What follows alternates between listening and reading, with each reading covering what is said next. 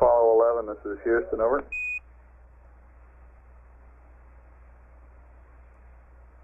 Go ahead, Houston. Roger. If you're free for a minute, I've got some updates to the P37 pads that we passed up to you yesterday afternoon, I guess. As a result of doing mid-course correction number 2, the delta V required in the TLI plus 35, 44, and 53 pads have changed slightly, over.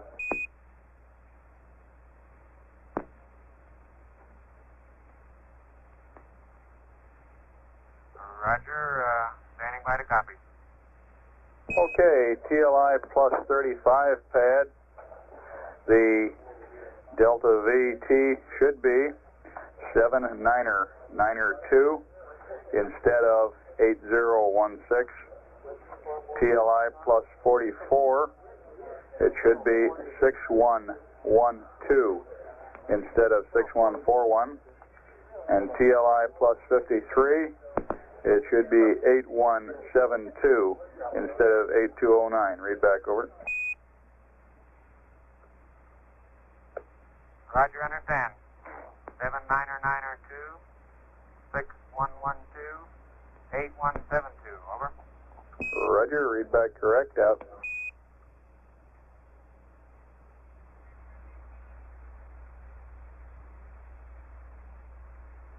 This is Apollo Control. Goldstone reports they're receiving TV from the spacecraft and are recording it.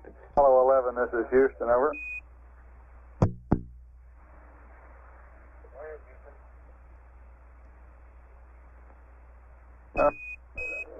11, this is Houston. Goldstone reports they're receiving a TV picture coming down from you all. A little snowy, but a good TV picture, over. Roger, we're just testing the equipment up here. Roger. Ask them if they can read the numbers. Okay, stand by.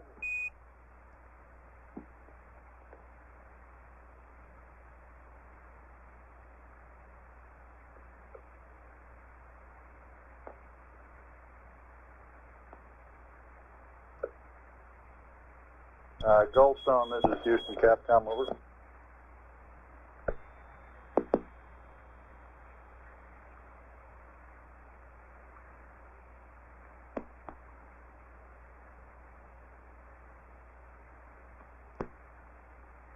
Houston, Capcom, Goldstone M&O, go ahead. Roger, stand by a minute, Goldstone. 11, this is Houston. What numbers are you referring to, over?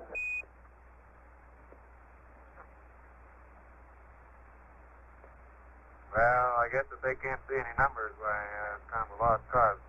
Negative, stand by. We wanted to know what numbers before we asked them.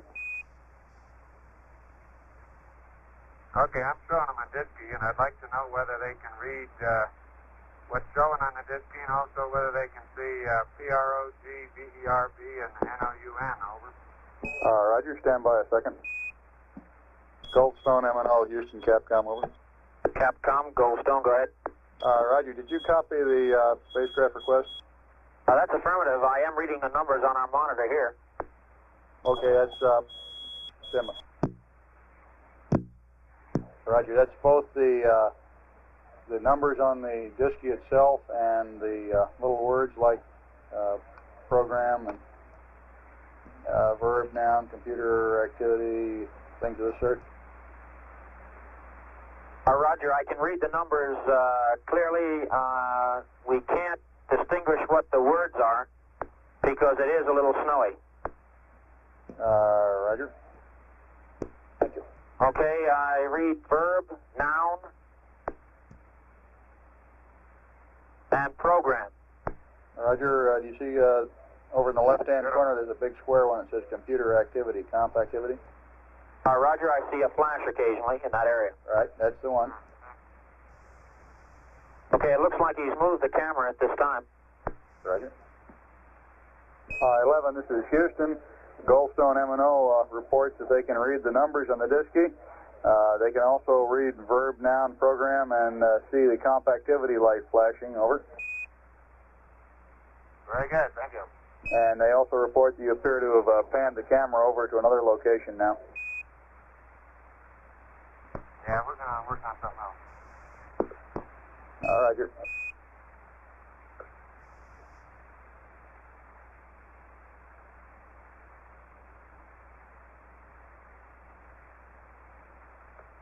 This is Apollo Control.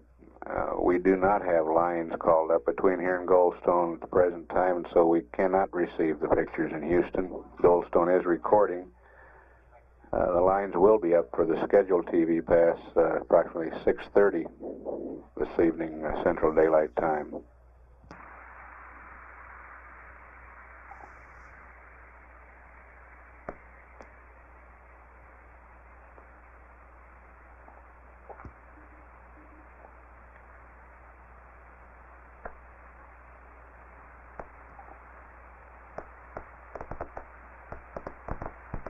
This is Apollo Control. The tape from this unscheduled TV pass will probably be fed from Goldstone to Houston following the regularly scheduled TV transmission this evening.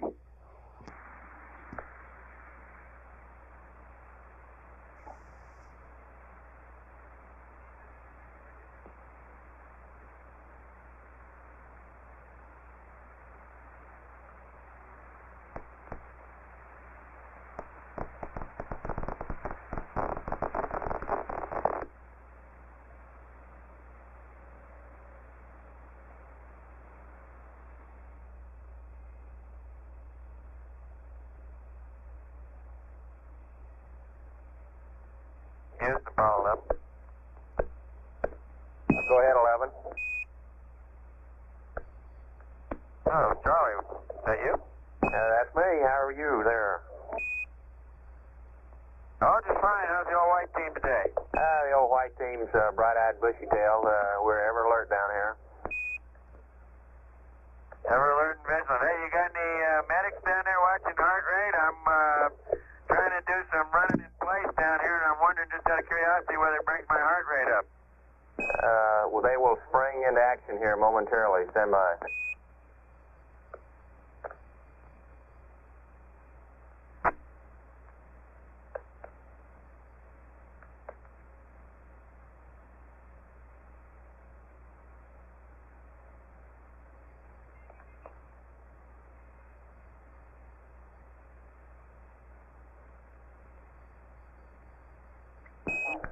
Hello, 11. We see your heart beating.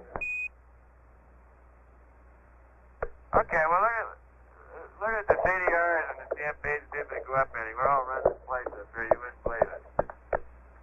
I'd like to see that site. Why don't you give us a TV picture of that one? I think Buzz is trying. You got it. Okay, it's coming in a Goldstone, Buzz. I guess Bruce said we don't have it here in the center.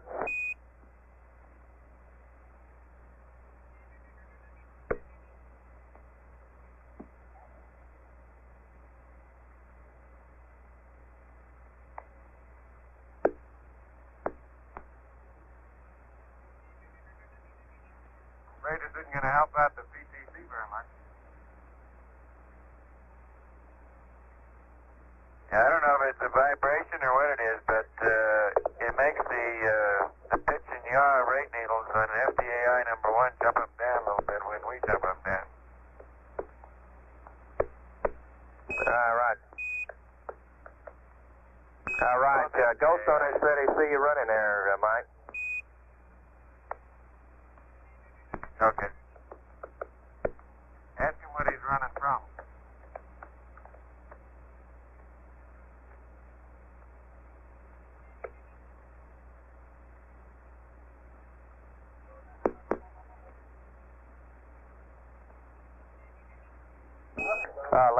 Houston, Mike, we see about a 96 heartbeat now.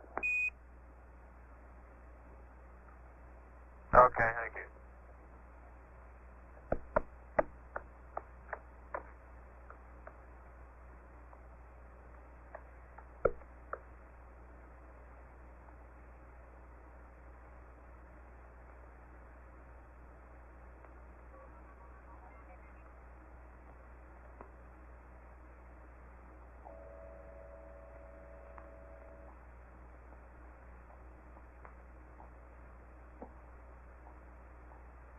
That's about all is reasonable without getting hot and sweaty. All right, Roger, we copy.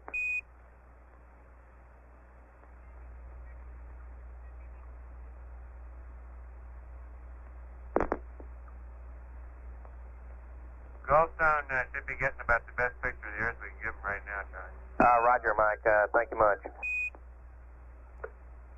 We've got a little distortion in the horizontal direction, some banding on our monitor. I wonder if they're getting the same thing. Stand by, Buzz. I'll let you know.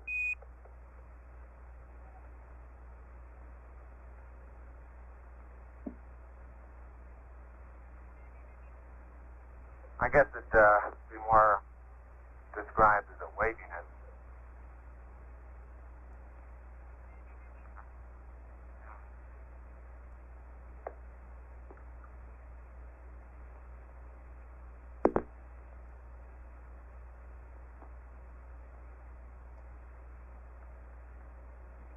Goldstone M&O, Houston Capcom. Goldstone M&O?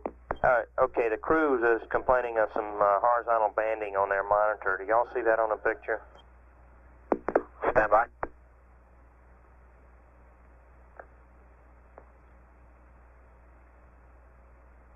They wouldn't see it right now. We don't have anything in focus, Charlie. Roger, he's checking on it. I'll see if they had it earlier. Stand by. I guess when we were showing the Disky or when we were showing the Earth might be the two better times. Okay.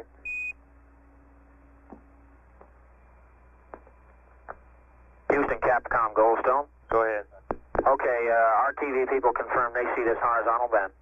Okay. 11, Houston, the Goldstone TV people also see the banding when, same time y'all do, over. Okay, would they call it a horizontal waviness instead of banding, maybe? No, I'm not talking to them directly. Stand by, Buzz. Let me see how they describe it. Goldstone M&O, Houston Capcom. Could you put the TV gal in the loop, please? Capcom Goldstone, Roger.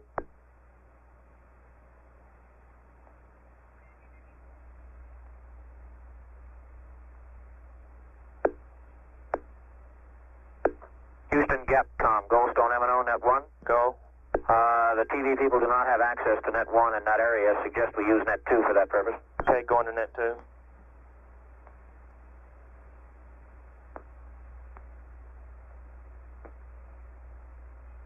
Hello, Apollo 11. Houston, the Goldstone TV guys say that they have some horizontal banding across the upper part of the picture and across the lower part.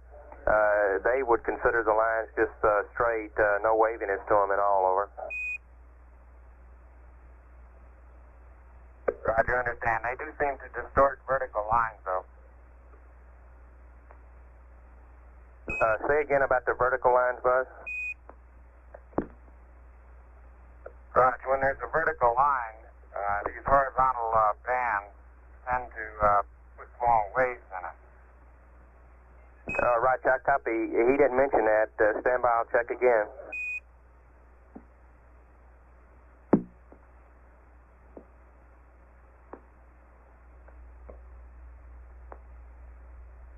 Hello, 11, Houston.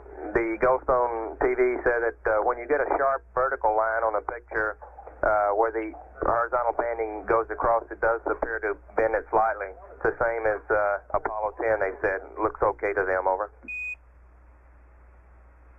Okay, I understand. It's not our monitor. It must be the transmitter of the system.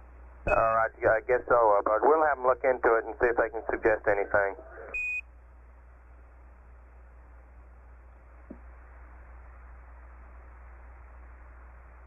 This is Apollo Control at 31 hours 5 minutes.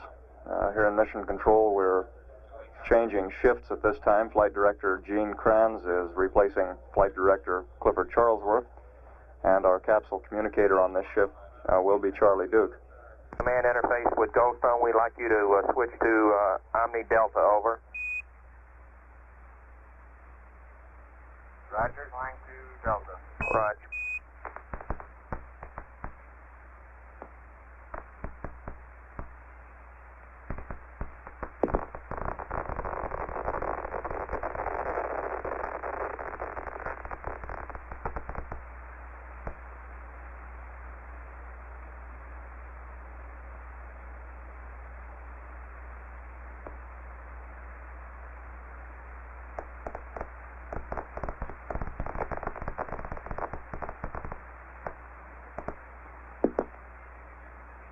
Apollo 11 at this time is 121,158 nautical miles from Earth, traveling at a speed of 4,613 feet per second.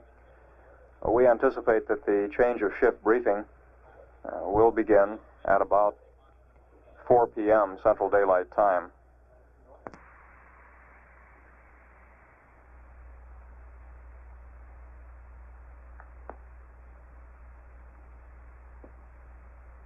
Hello, Apollo 11 Houston. We'd like you to terminate the O2 purge if you have not done so already. And the TV camera people say that the lines are inherent in a camera buzz, and it's something that we expected. Over. Roger, understand about the camera. Say again about the O2 purge? Roger, we can terminate the O2 purge at this time. Over. Oh, okay. Fine, we'll do.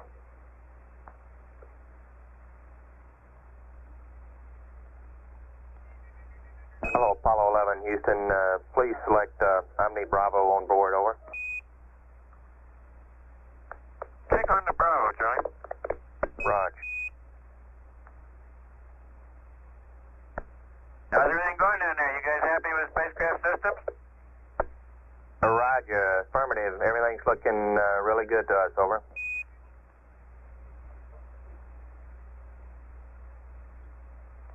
Charlie, how far out can you pick up TV off the Omni? Stand by.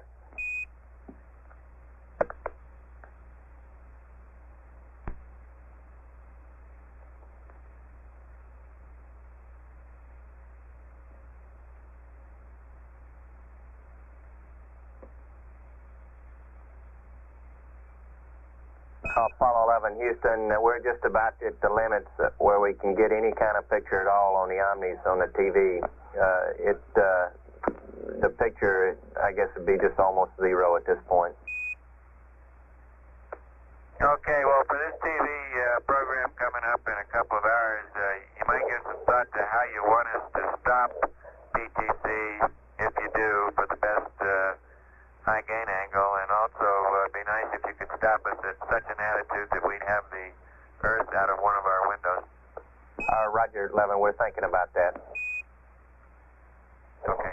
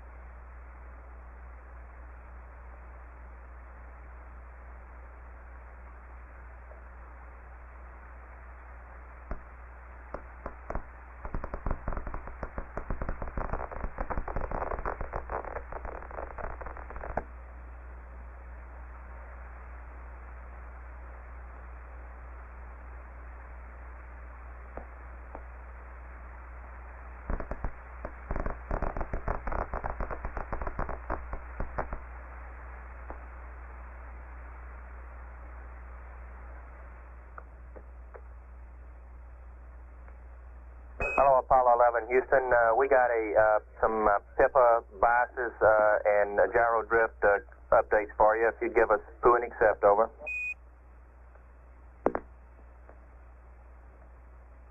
Okay, Charlie, stand by. Roger, 11.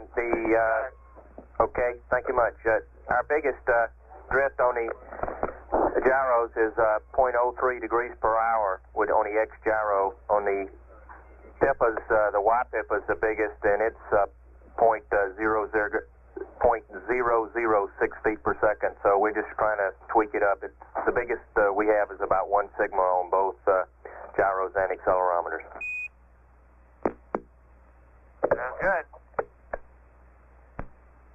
The system really looks good to us. Glad to hear it, Troy.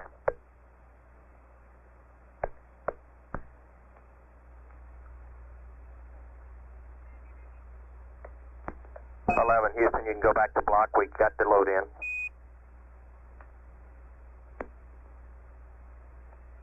Okay, roger.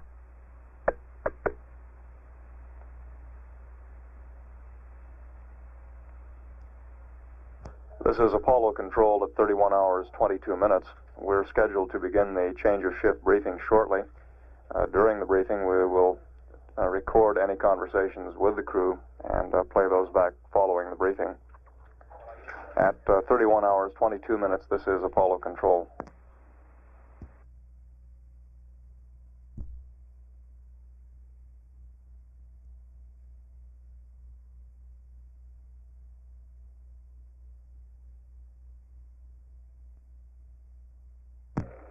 This is Apollo Control at 32 hours 21 minutes. During the change of shift press conference, we had about 3 minutes of conversation with the crew. During that conversation, Buzz Aldrin reported on what appeared to be a weather disturbance off Cuba in the Caribbean. And we also had some descriptions from Aldrin on the view of Earth from the spacecraft's present position. We'll play that back for you now and then stand by for any further live conversation with the crew. Well, you sure get a different perspective in this thing in 0G. Right now, Neil's got his feet on the forward hatch, and he can, with his arms, reach all 5 windows. He can reach down into the LEB where the overboard drain is. He can practically reach everywhere in the cockpit. Sound like Plastic Man to me. I'm hiding under the left-hand couch trying to stay out of his way. Hey, good idea, Mike.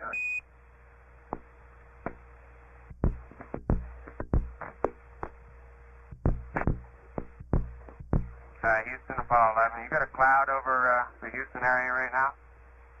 Roger. We just had a really big thunderstorm here about an hour ago.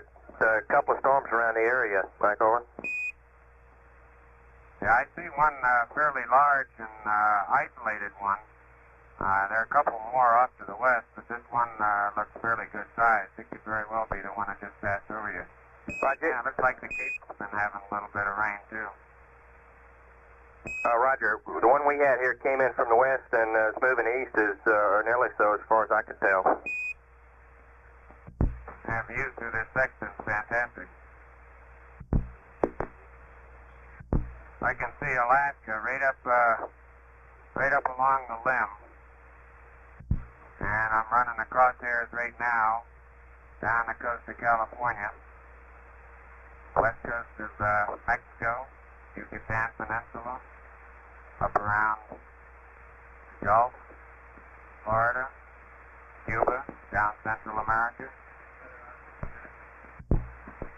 And I'm running into the stop right now. Roger. Sound like a pretty fantastic view.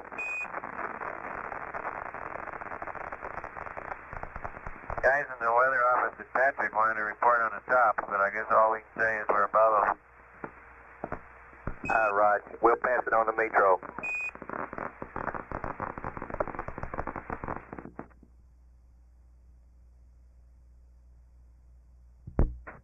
Houston, do you see any predominant weather systems as far as frontal type or any build-ups of tropical storm type? Over. Not any large ones. There are a couple of smaller disturbances. Well, there's one maybe 300 miles north of Cuba, but it doesn't look cyclonic. Roger.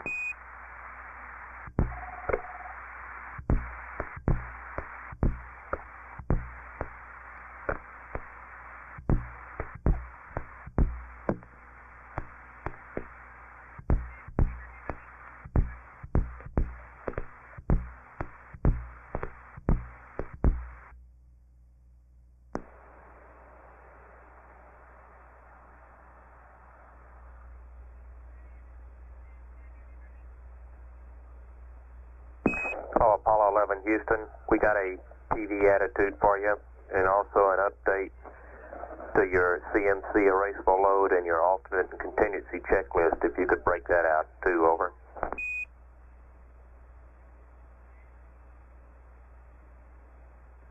All right, I'm not sure I caught all of that. Go ahead with what you have. Roger, 11. If you'll break out your alternate and contingency checklist for the CSM, we got a update to some of the erasable loads on page F2-20, over. Okay, we'll be getting that out, and you can give us the attitude for TV. Roger, 11. Your TV attitude will be roll 261, pitch 090, yaw 000, high gain angle, pitch +28, yaw 271. That puts the left-hand window pointed at the Earth. We recommend exiting PTC with your updated procedure in the checklist, over.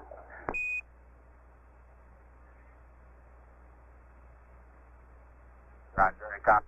Roll 261, pitch 090, 000, high gain, pitch +28, 271. I will exit with the procedure we have in the book, over. That's affirmative.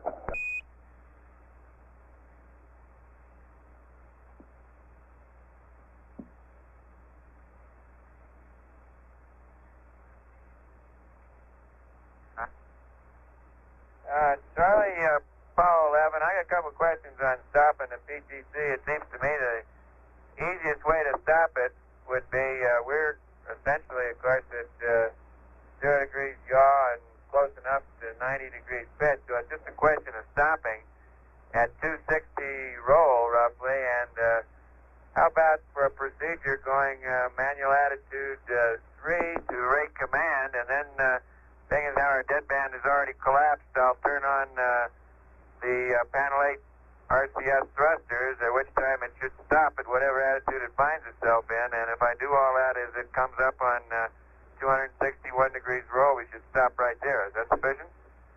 That sounds pretty good. Stand by one. Sounds like it might save a little gas.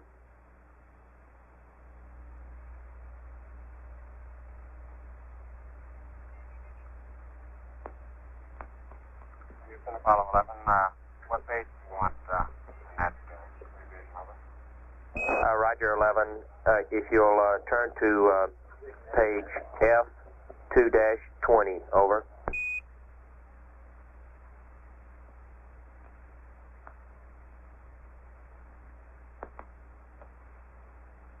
Okay, I have it. Roger, 11. Under column A on page F2-20,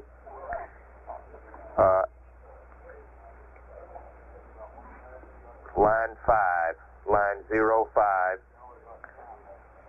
the new data is 01042. Line 07, the new data is 00256. Skipping down to line 11, 00070. Line 12 is 00042. Line 13 or 77730. In column Bravo, lines 3, 4, and 5, which are blank, should be all zeros for line 3. Line 4 is 20017. Line 5, 20616, over.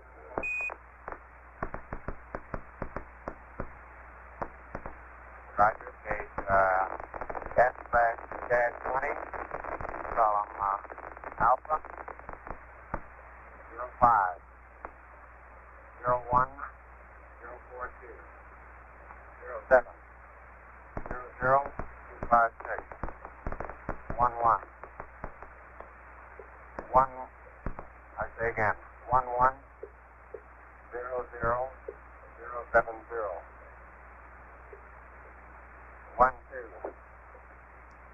12, 00042, 13, 77730. Column Bravo, 03, 00000,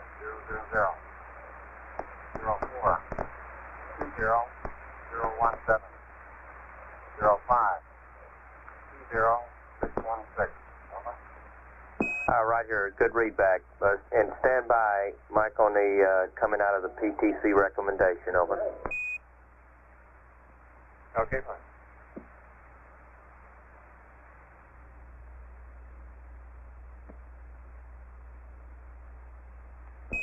Hello, Apollo 11, Houston with a recommendation on the exiting PTC, over.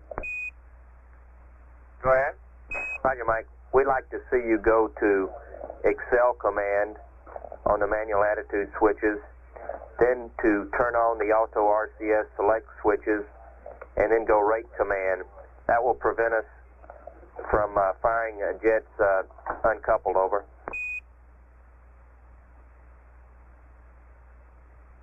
Okay, fine, and I would guess go rate command and roll first and then followed by pitch and yaw. Okay, that sounds good. And when you get to the roll attitude desired, just go rate command at that time, and it'll stop us right on. Yeah, I agree, Charlie. That sounds fine. Roger.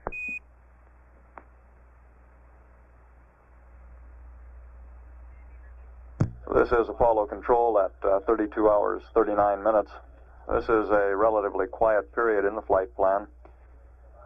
The crew will be getting the spacecraft set up for the passive thermal control termination and the television transmission. Capcom Charlie Duke has just put in a call. We'll pick that up. Playing with the P-37 a while ago, and we collapsed the deadband back down. The DAP assumed that the deadband was centered around the new attitude that we happened to be at that time. Since then, we've drifted out a couple of degrees in both pitch and yaw from that attitude, such that if we did the procedure as we called it up to you, of going Excel command, turning on all of the auto RCS select switches, and then rate command, it would attempt to fly back to the pitch and yaw attitudes that it had when the deadband collapsed. We can prevent that by just immediately prior to going to rate command on the manual attitude switches, if you cycle the spacecraft control switch to SCS, then back to CMC, over. Sounds like a winner. Okay.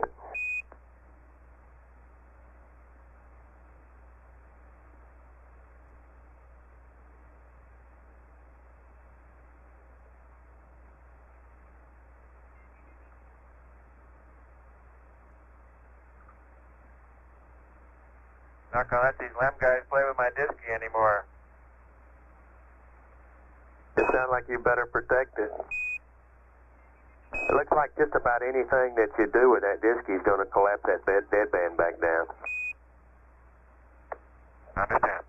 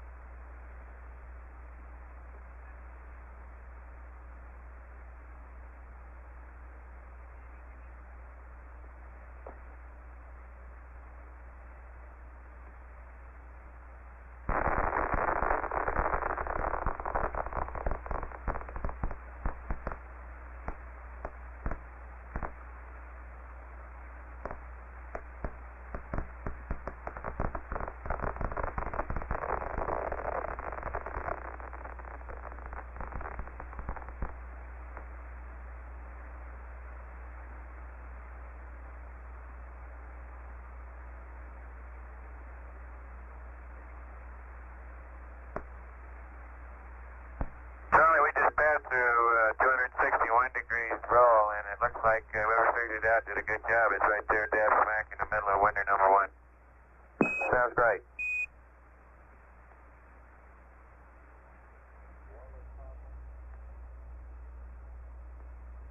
Looks like Houston still got a little cloud over it, Charlie. We got a constant overcast here in the room. We'll see if you're right there. Stand by. Of course, the little cloud from up here probably covers 8 or 10 feet.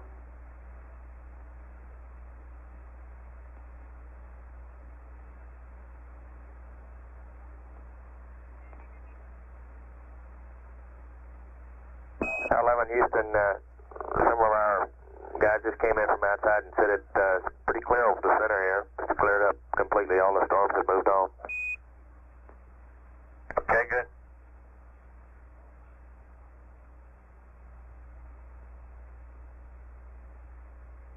Oh, yeah, Charlie, I can see you through the section now, and I see the coastline is clear. Those clouds are just inland a few miles. Okay, we copy.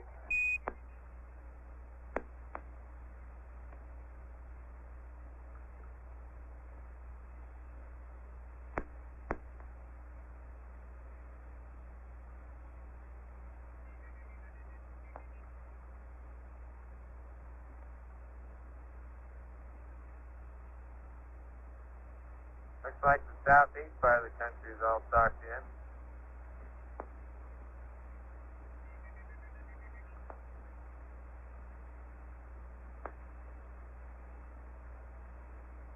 California looks nice. The San Joaquin Valley shows up as a real dark spot with lighter brown on either side of it. You can't tell it is green. It looks just sort of dark gray or maybe even real dark blue.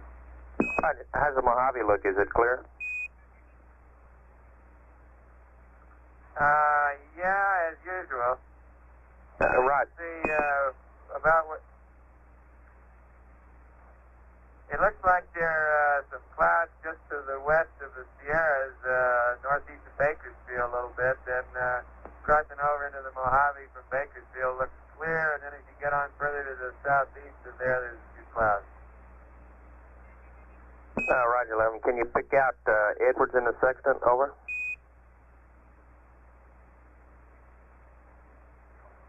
I see a 104 taxiing out for takeoff on the runway. Man, that's super. Pretty safe bet. There's almost always a 104 taxiing out for takeoff.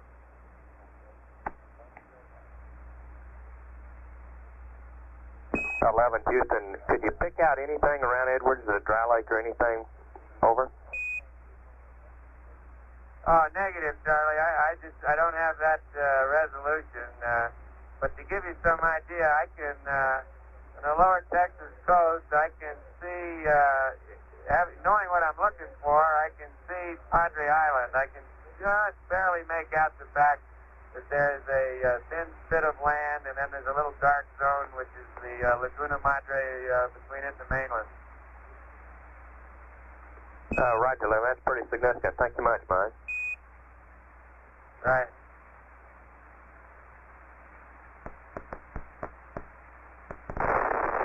Mike Collins is sending us this description from about 126,000 miles from Earth. How are we, Charlie? Stand by. I'll give it to you exactly. It looks like around 130,000, but stand by. Okay.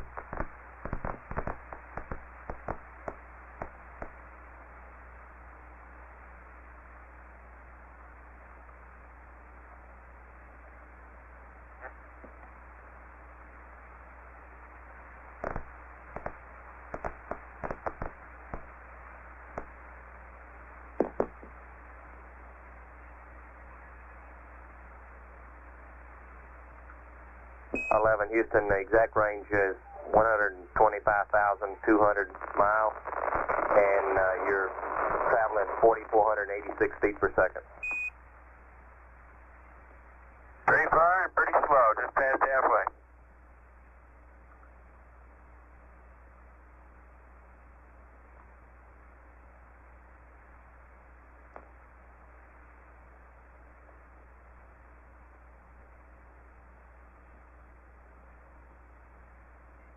Hey, Charlie, what's the latest out now?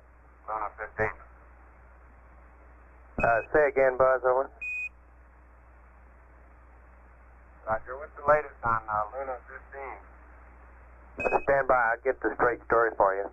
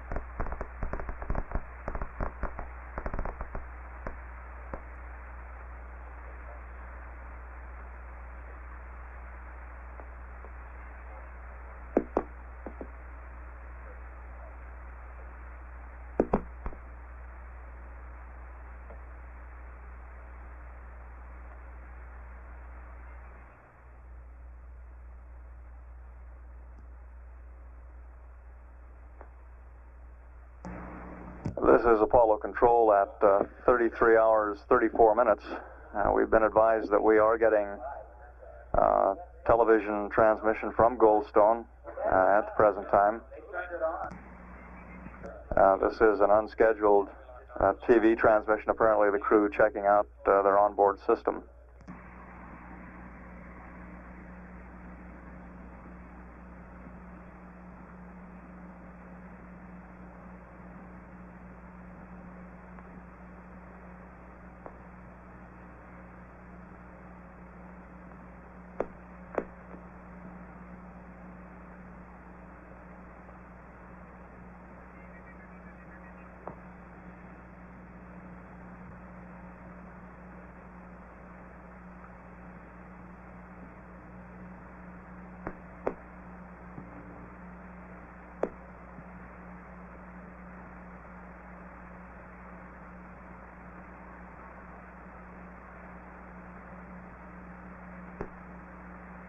We have lost lock on the high gain antenna at this time. Apollo 11 is presently 127,991 nautical miles from Earth, traveling at a speed of about 4,400 feet per second. The regularly scheduled time for the television transmission is 6:47 p.m. Central Daylight Time, and we are anticipating that transmission will occur as scheduled.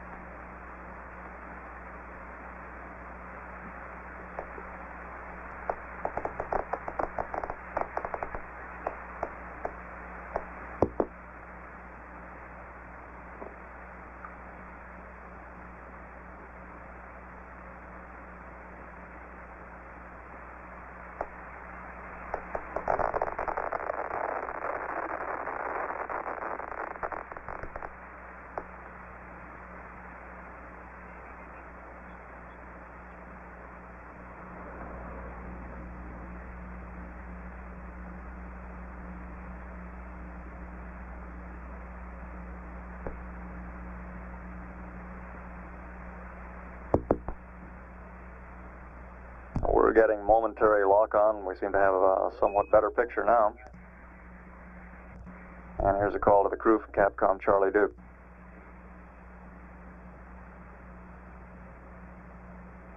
Hello, Apollo 11, Houston, over. Go ahead, Charlie. Roger. Latest on Luna 15, TAS reported this morning that the spacecraft was placed in an orbit close to the lunar surface, and everything seems to be functioning normally on a vehicle.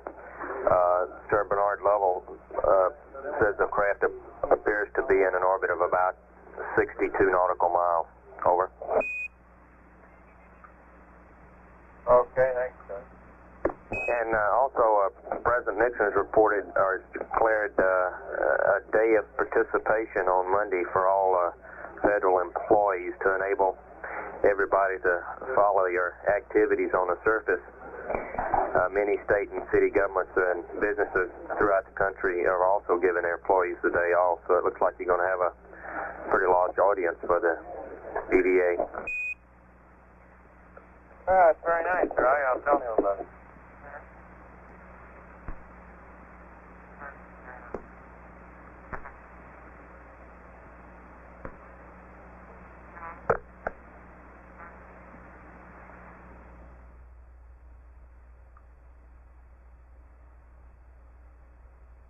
This is Apollo Control at 33 hours, 41 minutes. We are going to be standing by here in Mission Control for the possibility that the crew would want to transmit that television pass early. The scheduled time for it was 6:47 Central Daylight Time. About 15 minutes was scheduled. That would be at a ground elapsed time of 34 hours. We will have the system set up here in Mission Control to receive and release television should the crew decide to send us the transmission early.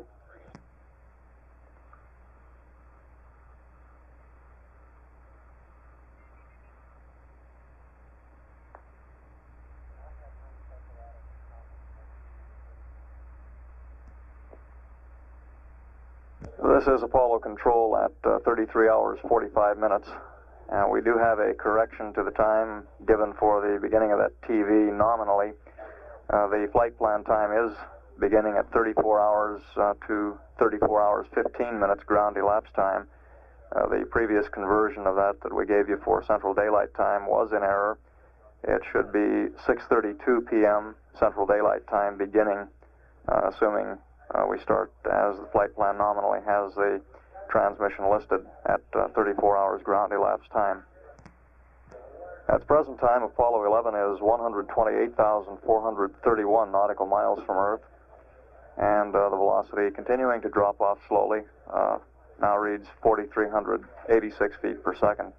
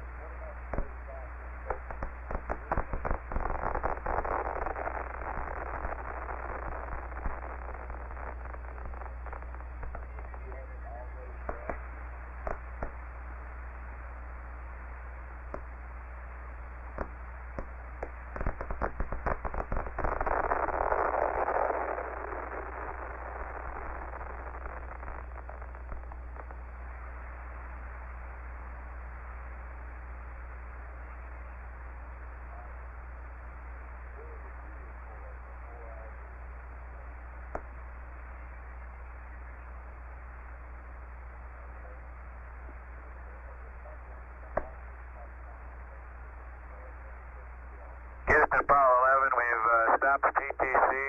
We're in the right position. We're setting up for TV. Roger. You heard that comment from the crew. They stopped their passive thermal control. They're starting up the TV. And we'll be standing by for a picture.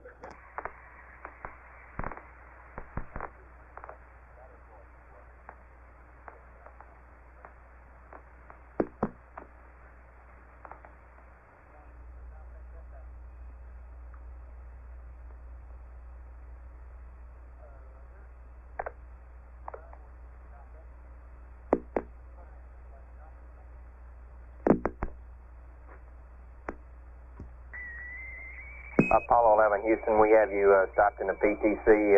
Attitude looks good to us. In fact, I'd like to get a com check. The last couple of transmissions from the spacecraft have been garbled from especially buzz. Could you both give me a com check, over?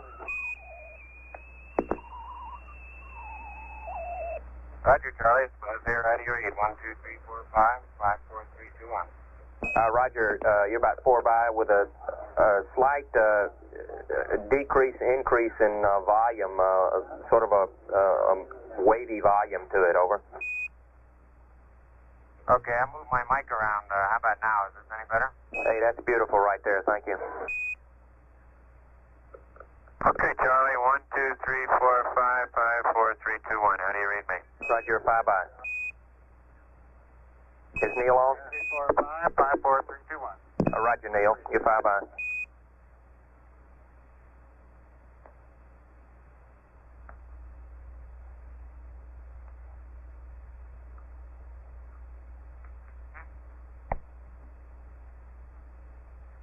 This is Apollo Control at 33 hours 57 minutes.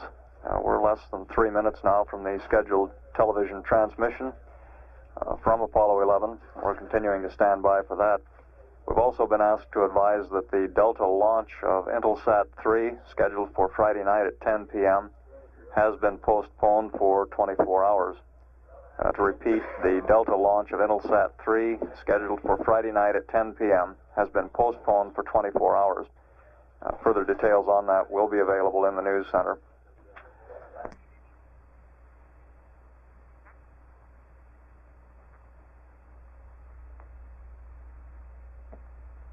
Hello, Apollo 11, Houston. We got the network all configured for the TV. You can start anytime you want, over.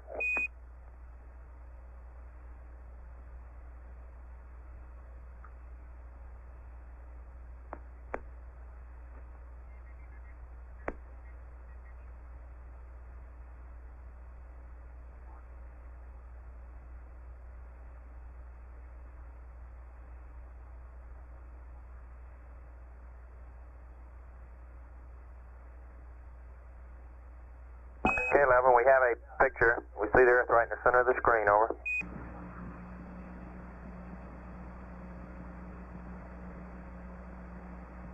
Okay, 11, we have a picture. We see the Earth right in the center of the screen, over. Roger, Houston, Apollo 11. Calling in from about 130,000 miles out.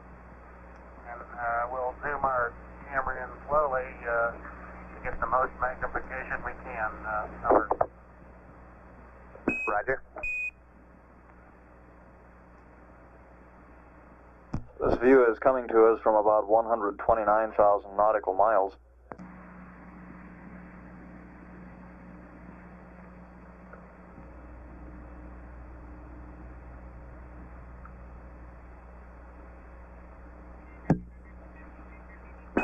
Houston, the definition is pretty good on our monitor here. The color's not too varsity, at least on this set. Could you describe what you're looking at, over? Roger, you're seeing Earth as we see it at our left-hand window, just a little more than a half Earth. We're looking at the eastern Pacific Ocean, and the north half of the top half of the screen we can see North America, Alaska, United States, Canada, Mexico, and Central America. South America becomes invisible just off beyond the terminator or inside the shadow. We can see the oceans with a definite blue cast, see white bands of major cloud formations across the Earth, and can see coastlines.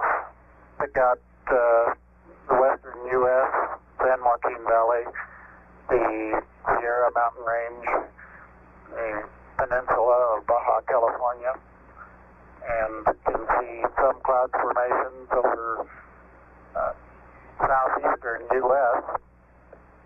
There's one definite mild storm southwest of Alaska. Looks like about 500 to 1,000 miles. And another very minor storm showing the south end of the screen near the a long way south of the equator, probably 45 degrees or more south latitude. Can pick out the browns in the landforms pretty well. The greens do not show up very well. Some green showing along the northwestern coast of the United States and northwestern coast of Canada. Roger, 11. It's a pretty good picture on clarity here. We're having, can you tell us, it appears to us that there are two distinct cloud formations trending east-west, one approximately about along the equator and one around 30 or so south latitude. Could you tell us exactly where those cross the land masses, over? Well, Yes, they cross just south of the lower part of Mexico, probably through Central America. That is the equatorial band, which we assume to be the intertropical convergence zone. The other band, which is about 30 south, correctly seems to appear to join equator at the far left, or just beyond the horizon on the left edge of Earth, or at least looks like it's going to join it. We don't have an explanation for that banding. Roger, Neil. Thank you. It also appears that just to the left of the terminator, up in the northern hemisphere, there's a cloud band trending, a gap in the clouds trending northwest, southeast. It appears to us that that comes in about over the northern United States, or perhaps the central United States. Is that about correct? Over.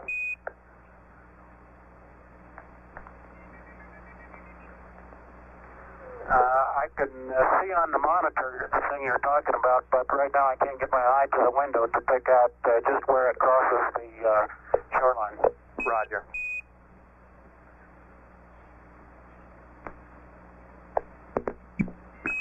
You guys are doing a good job. It's a real steady picture here. Where clarity is excellent. The color, it's the clouds are, the whites are distinct.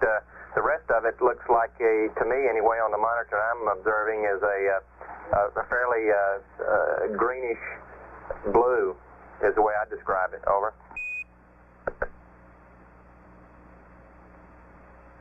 It appears that the... Well, we can't observe observe much green from the spacecraft. Roger. On this monitor, the land masses appear to be just a darker grayish color rather than a brown. Well, it's true that we do not have the depth of color at this range that we enjoyed at 50,000 miles out. However, the oceans still are a definite blue, and the continents are generally brownish in cast, although it is true that they're tending more toward gray now than they were at the closer ranges. Roger, 11. We've been, I've just been vectored to another monitor, and sure enough, the browns are coming in a lot more distinctly on the IDA4 that we have up on our screen in the control center. Over.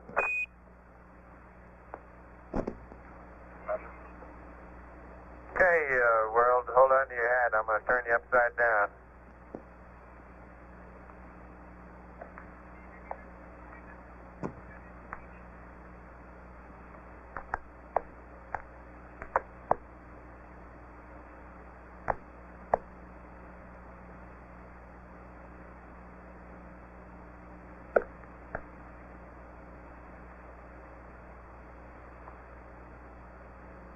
Yeah, 11, that's a pretty good roll there.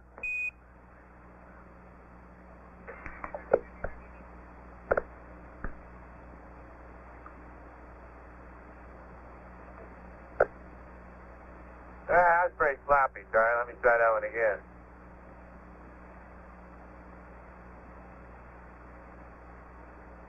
You'll never beat out the Thunderbirds.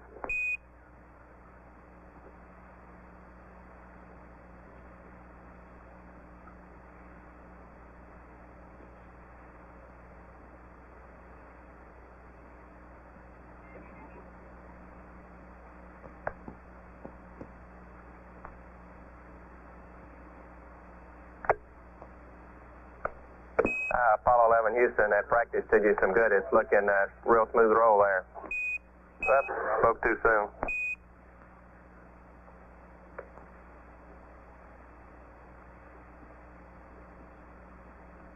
I'm making myself seasick doing it, Charlie. I'll just put you back right side up where you belong. Roger.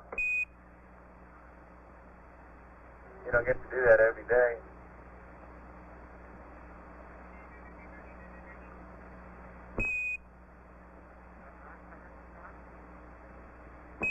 11 Houston, could Could you describe, from your view, the polar cloud cap appears to us to extend down the western coast of North America. Would you estimate how far it extends down? Over.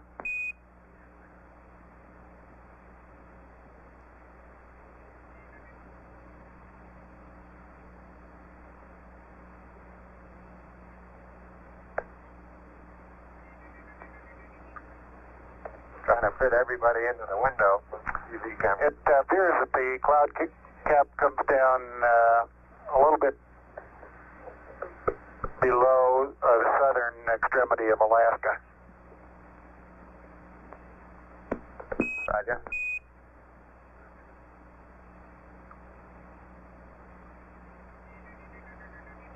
We've 11. We've lost our picture here now.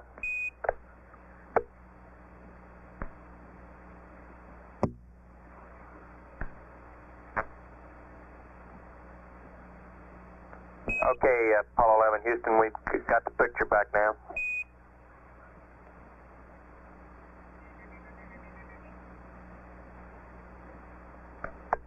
Unfortunately, we only have one window that has a view of the Earth, and it's filled up with the TV camera, so your view now is probably better than ours is. Roger, we copy.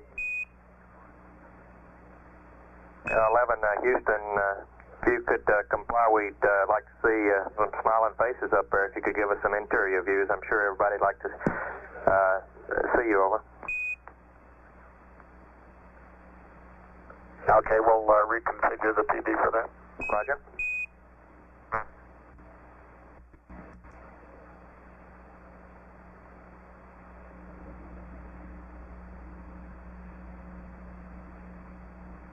Apollo 11, Houston, appears to us that we're seeing a view from outside, plus a little of the inside. It appears you've taken the camera away from the left window. Now, over. That's correct. We're moving it back and reconfiguring for interior lighting. Roger.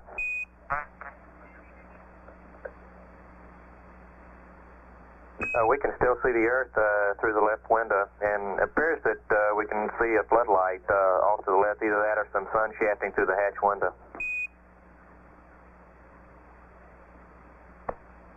It's a floodlight. Now we're coming in. Can't quite make out who that had.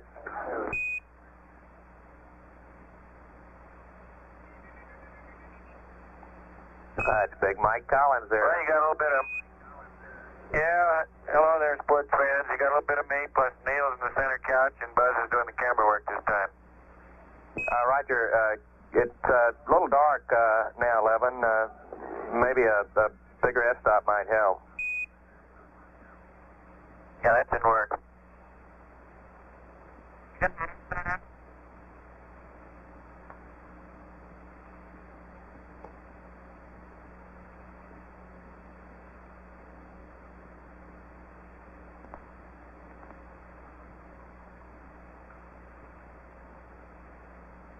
It's getting a lot better now, 11. Mike, you coming in fine by. I got a good... Well, I put on a coat and tie if I'd known about this ahead of time. Is Buzz holding your cue cards for you, over? Cue cards have a no. We have no intention of competing with the professionals, believe me. We are very comfortable up here, though. We do have a happy home. There's plenty of room for the three of us, and I think we're all learning to find our favorite little corner to sit in. The zero G is very comfortable, but after a while you get to the point where you sort of get tired of rattling around and banging off the ceiling and the floor and the side, so you tend to find a little corner somewhere and put your knees up or something like that to wedge yourself in, and that seems more at home. Roger, looks like Neil is coming in fine by there. 11, Mike, see you in the background. The definition is really outstanding. The colors are good. It's a real good picture we're getting here of the Commander Armstrong. Buzz, when you take the camera over towards the window with the sun shafting through it, tends to blank it out, though. Yeah, Neil's standing on his head again. He's trying to make me nervous. Roger.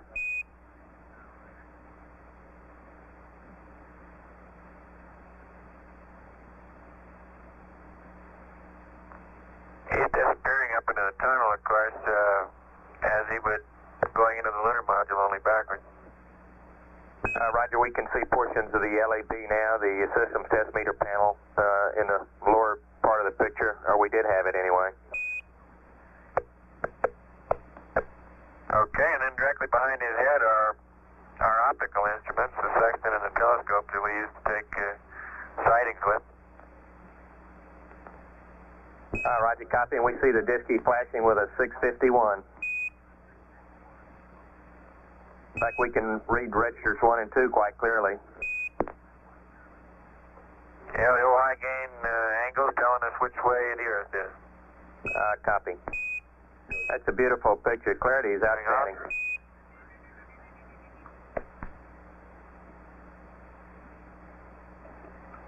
We can also give you the time of day in our system of mission elapsed time, 34 hours, 16 minutes, and umpteen seconds.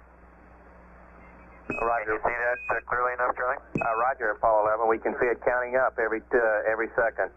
We got 34:17:02 now.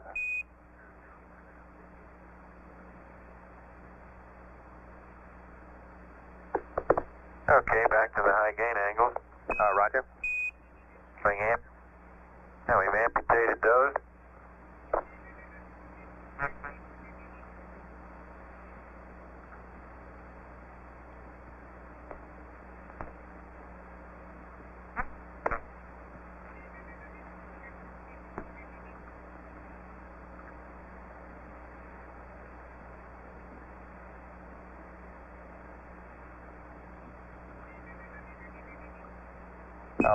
Houston, we have a beautiful rainbow there, and as you move the camera around rapidly, that looks like the star chart coming into view now. Over. Yeah, those are Buzz's 2 star charts that he is using right now as sunshades over the right-hand window, window number 5. Roger, we see the sun shining in through it behind him and plotting out the the ecliptic plane, and the stars that you're using for the navigation. You're right. He doesn't really need the charts. He's got them memorized. It's just for show. We copy. Well, we're pointing up in this direction. We see out our side windows the sun going by, and of course out one of our windows right now we've got the Earth. Now right behind my window, of course, we have the sun, because the sun is illuminating the star chart that we see. This line represents the ecliptic plane, and these lines, vertical lines, represent our reference system that the spacecraft is using at this time. As we approach the moon will gradually grow larger and larger in size, and eventually it will be in eclipse. It will be eclipsing the sun as we go behind it, as we approach the lunar orbit insertion maneuver. Roger, 11. Could you attempt a little bit better focus there, 11, over?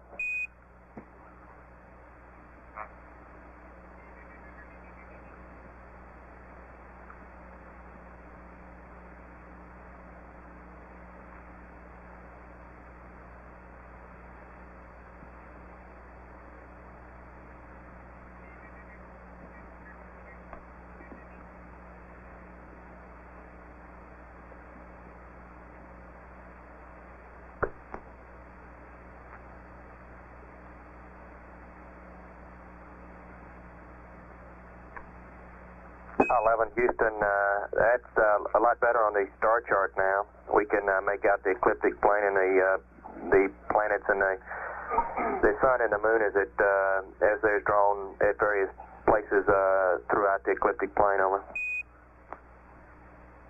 Okay, Charlie.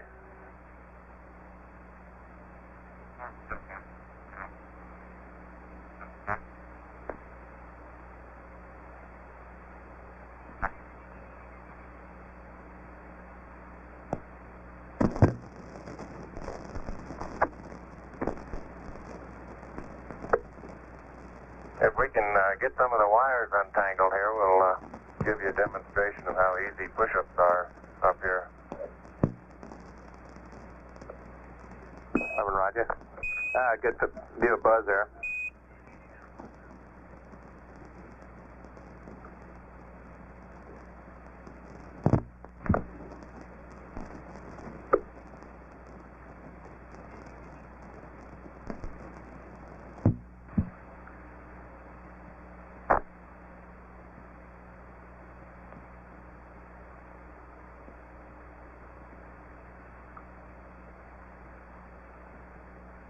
And it gets pretty hard doing it that way, why we just roll over and do it the other way. Roger, we copy. Couldn't figure out whether that was a chin-up or a push-up. Just take your choice, I guess.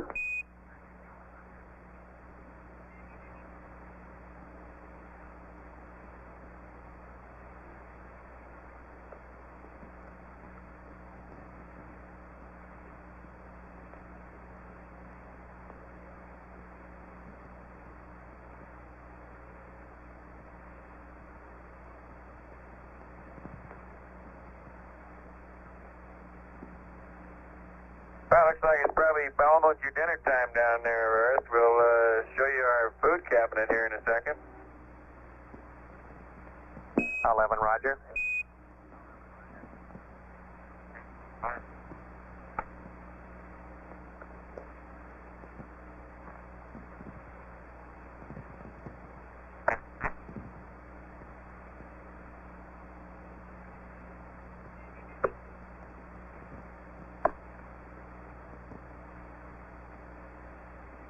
Houston, we see a box full of goodies there, over. Oh, we really have them, Charlie. We got all kinds of good stuff. We've got coffee up here in the upper left and various breakfast items, bacon in little small bites, and beverages like fruit drink. And over in the center part, we have all kinds of things. Let me pull one out here and see what it is. Right.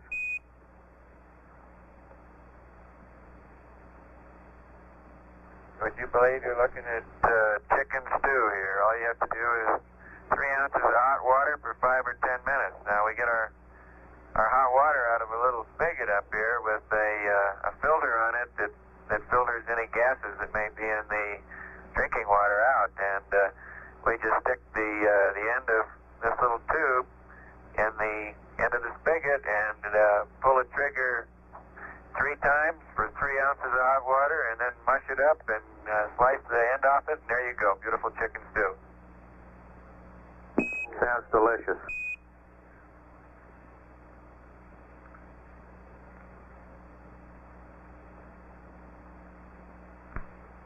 Yeah, the food so far has been very good. We couldn't be happier with it. Roger. That flashlight a second? The surgeons are saying thank you there for that. And it is sort of down in a dark corner, so we have a flashlight here to help us see things. And if I can let go of it carefully, it'll just hold itself right where it is. Roger. As long as disturb it will.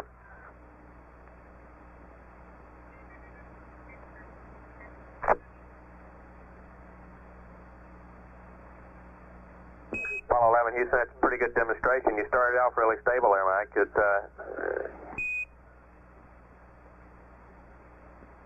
Well, the problem is no matter how carefully you let go, you bump it just a tiny little bit, set it in motion, and once in motion, there she goes. Try that again. It looks fairly stable now with slow rotation.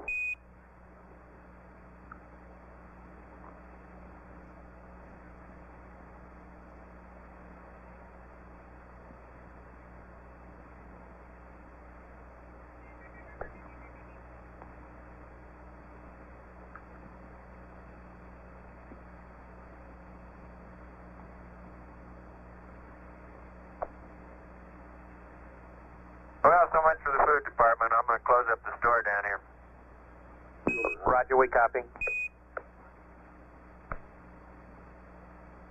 Charlie, we we checked out the cable length, and we're thinking we might want to see if we can take the TV into the LEM with us tomorrow for part of the time. Over.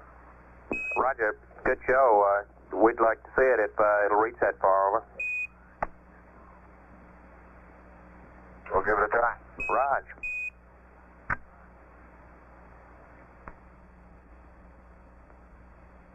Houston, Roger.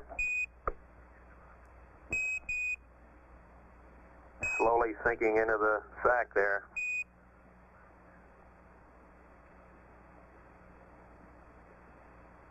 Yeah, it's really comfortable.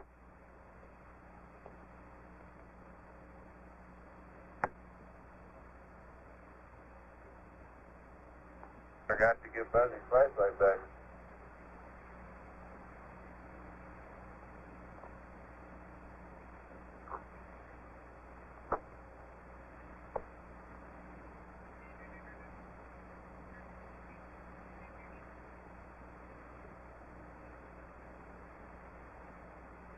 Apollo 11, Houston, could you give the folks a view of your patch if on your CWGs, over?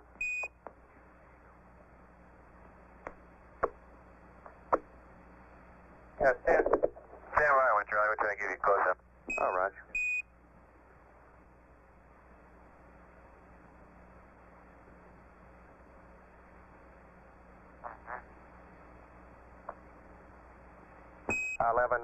Houston, we have the patch.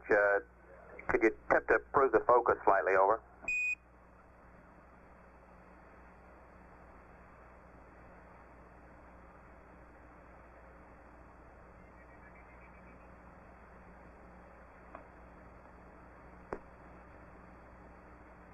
Houston, the scan on the camera makes the, that's a little bit better now. The flashlight seems to flicker due to the scan on the TV. We can't see the eagle. Now that's a little bit better, over.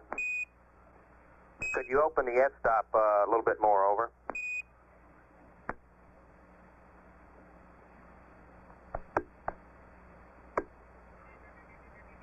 Yeah, it's open all the way. We're going to have to move Buzz around a little bit.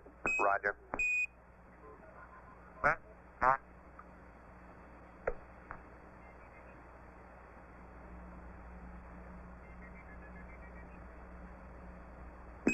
Okay, Apollo 11, Houston, the color's better now. It's coming in.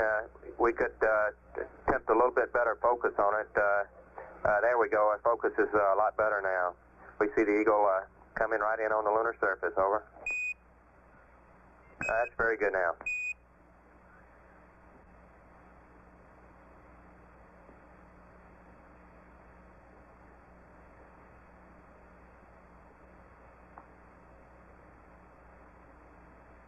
Apollo 11, Houston, that's very good now. We can see the Earth in the background, Apollo 11, and the eagle coming in. Probably pretty hard to see the olive branch, isn't it? Roger, it is. Well, that's what he has in his talons, is an olive branch. Copy.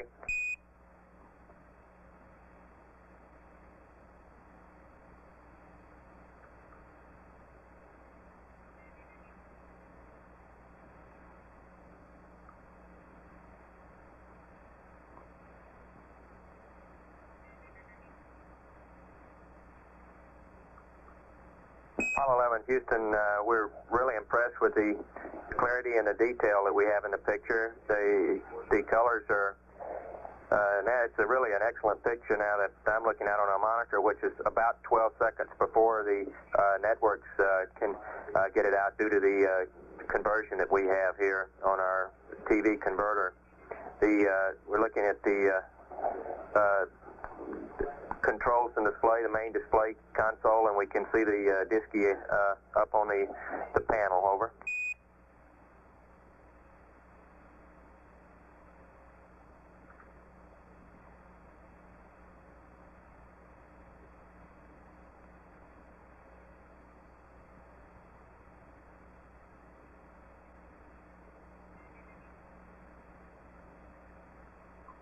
Yeah, it'd be nice if you could take a look at all the circuit breakers, make sure the right ones are in and the right ones are out.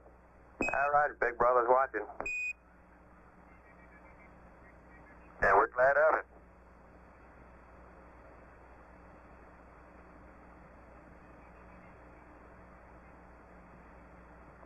Well, you guys sure been doing a good job of watching us, Charlie. We appreciate it. Spacecraft's been beautiful, 11. We really no complaints at all. Looks, things are really great.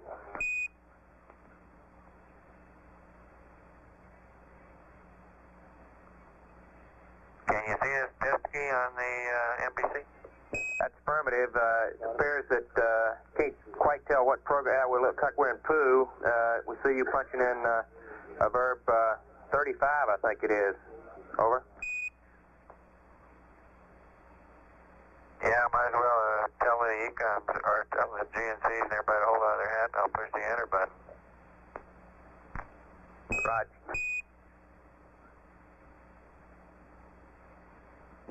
We see a real display now.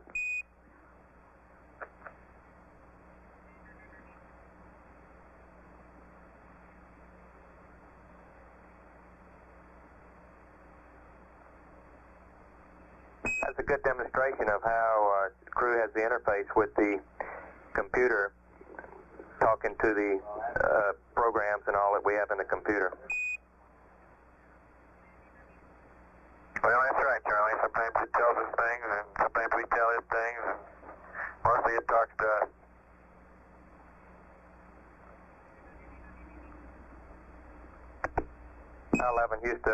Houston, we just lost our pick. I see we're going back outside now. Over.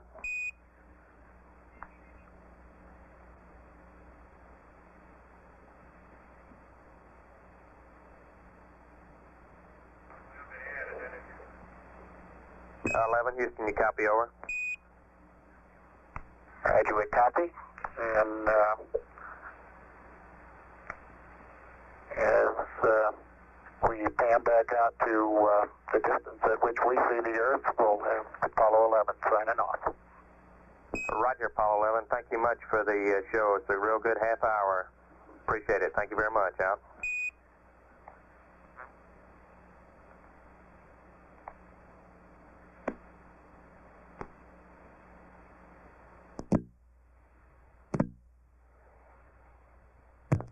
This is Apollo Control. That TV transmission lasted about 35 minutes. Right.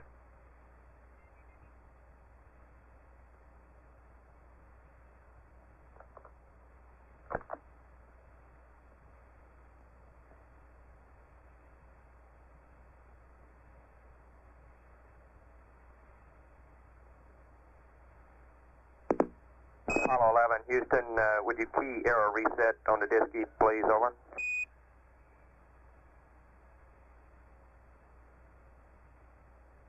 Okay, we should be straightened out now, Charlie. I'm back in Pooh.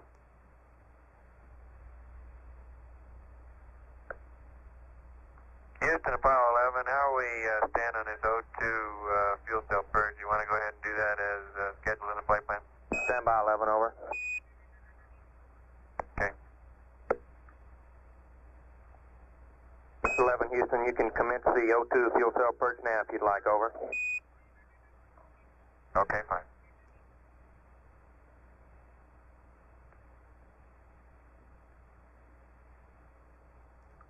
While Buzz is doing that, I'll change the lithium hydroxide.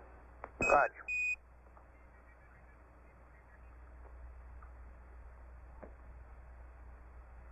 Hello, Apollo 11, Houston, over. Go ahead, Houston, Apollo 11. Roger, Buzz. The attitude that we're in right now is a convenient one to start PTC in. We'd be satisfied with this attitude. So we'd like you to disable quads Charlie and Delta, and we'll wait about 5 to 10 minutes, and then we'll establish the PTC, over. Roger, disable Charlie and Delta, and we'll wait before starting PTC. Roger.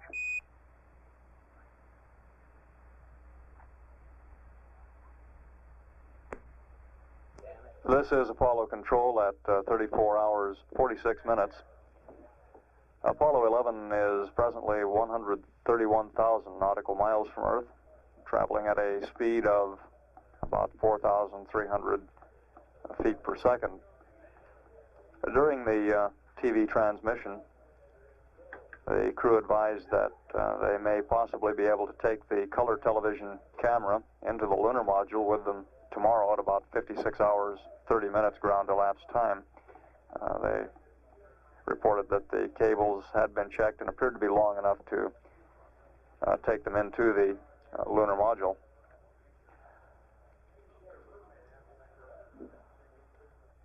During the next hour or so, the activity here in Mission Control will be revolving around getting the crew set up for their rest period and eat period.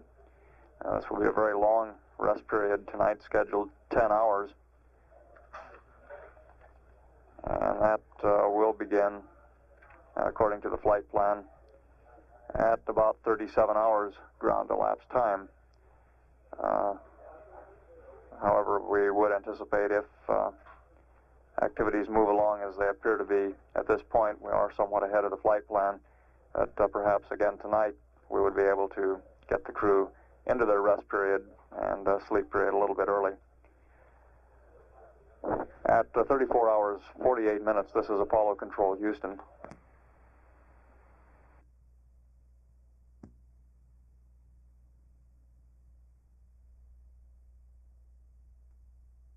This is Apollo Control at 35 hours, 13 minutes.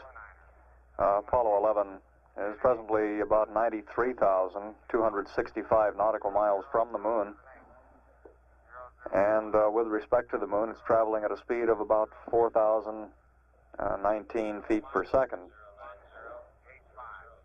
At this time, we are receiving the tape playback, which Goldstone, the tracking site at Goldstone, California, received from the spacecraft in that earlier unscheduled TV transmission. This was a test of the system using the spacecraft on the antennas, the small omnidirectional antennas. Normally transmissions from this distance in space would require the high gain antenna. This television transmission is being processed and converted to color, and we anticipate that we'll have it available for playback at about 9 p.m. We are in conversation with the spacecraft at this time, and we'll pick up the tape-recorded conversation that we have and then stand by to follow any live conversation. Houston, would you say again what your request is? Roger, 11. We'd like you to go back to attitude hole, over. Roger. 11, Houston, looks like we're going to have to reinitialize this PTC. Right.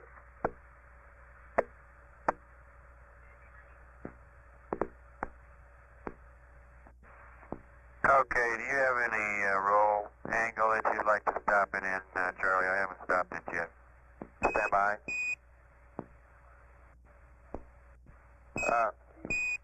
11, Houston, it's your preference right now if you want to, over. Okay. Apollo 11, Houston, over. Houston, Apollo 11.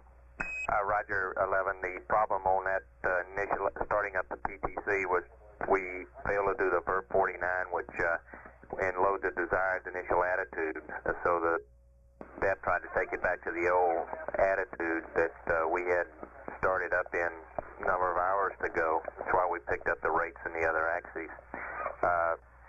We're going to wait in this attitude for about 20 minutes to damp out the rates again, and then we'll proceed with the VERP 49 and load our attitude that we have at this time, over.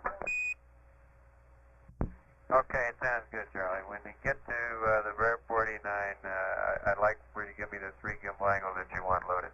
Roger, we will do, over. Thank you. And Apollo 11, Houston, we have your flyby pad if you're ready to copy, over. Stand by 1.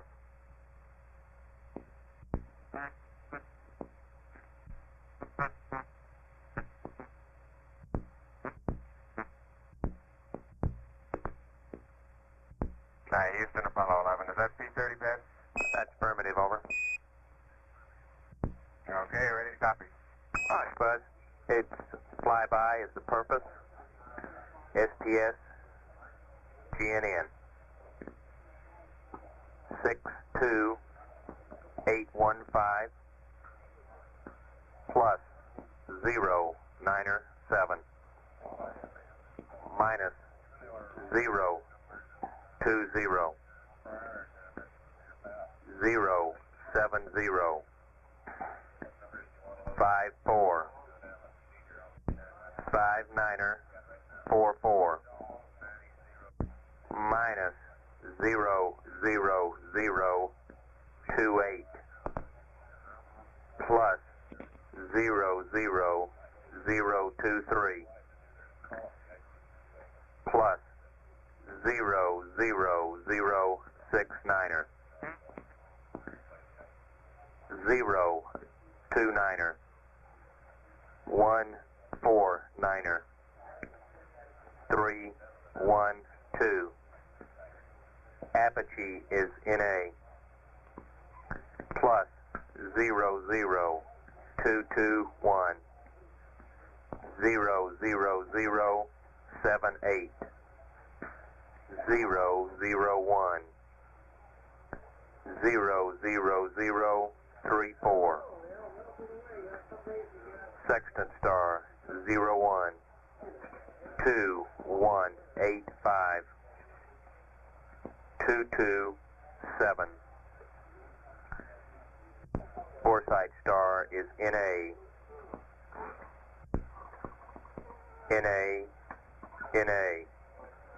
latitude is minus 0265 minus 16500 11899er 36228 1445647. In the comments, your set stars are Deneb and Vega 007 144 068. No ullage. It's a docked burn using the PTC rest mat. Stand by for your readback, over. Okay, would you give me the GET of .05G again, please? Roger. 1445647. Over.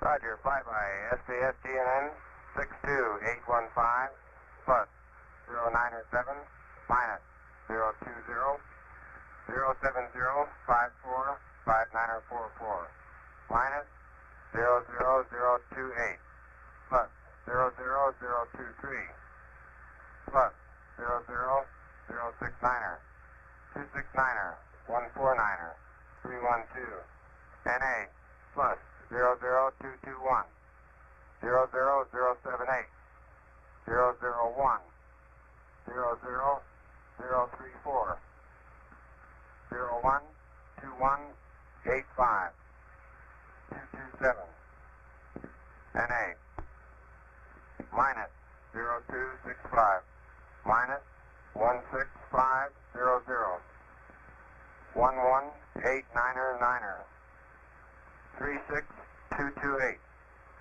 1445647. Deneb and Vega 007 144 068. No ullage. Dock CTC rest mat, over. Roger. Say again your roll angle, Buzz. I copy. I read 029er, over. Roger, 029er. Roger. Good read back. Houston, Apollo 11 on the 7/10 rate. The rate loaded into the DAP is 1 or 2/10. 11, Roger.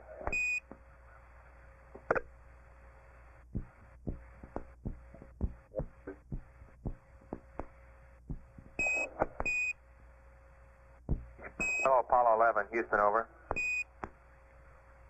Houston, Apollo 11, go. Roger. Mike, would you please copy down your verb 16, noun 20, ICDU angles now, then execute verb 49 and load those angles, the noun 20 that you see on the diskey, into the noun 22 slots, and pro on that, and that'll start our 20-minute rate period, over. Okay, Charlie, I'll do that right now. Just a matter of interest. Those numbers are plus 04511, plus 09021, and plus 35984. Over. Roger.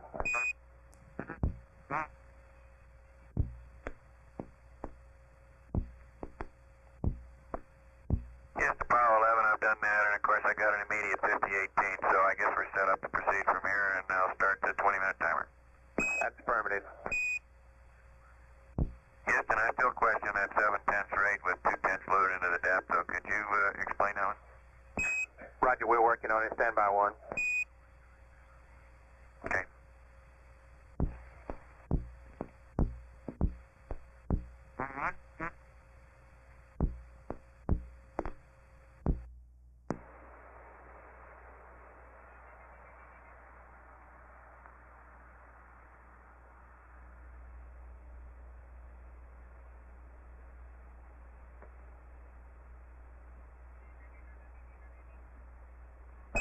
Apollo 11, Houston, over.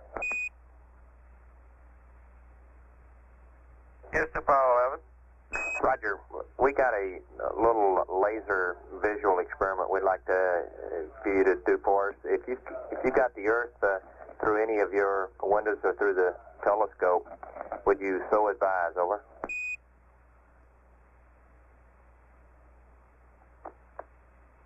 Stand by one, Charlie.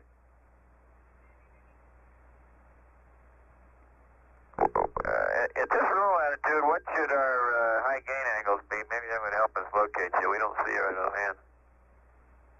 Stand by.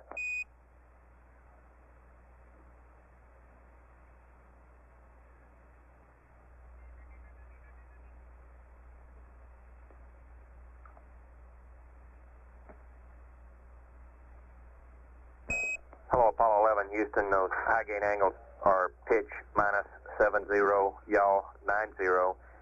We think the Earth is apparently pretty close to plus Z axis, over. Okay.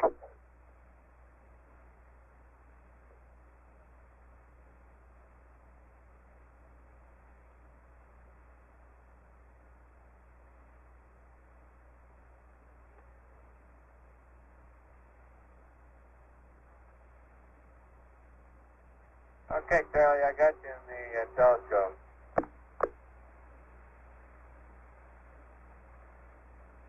Roger, Apollo 11. We got a laser that we're going to, it's a blue-green laser that we're going to flash on and off at a frequency of on for a second, off for a second. It's coming out of McDonnell Observatory near El Paso, which should be right on the terminator, right inside the terminator. We're going to activate that momentarily. Would you please take a look through the telescope and see if you can see it, over? Telescope or sector? Either one, over. Okay, I'll start with a telescope, and if I don't see it there, then I'll try the sector. Roger. We'll give you the word when they've got it turned on, over. Okay.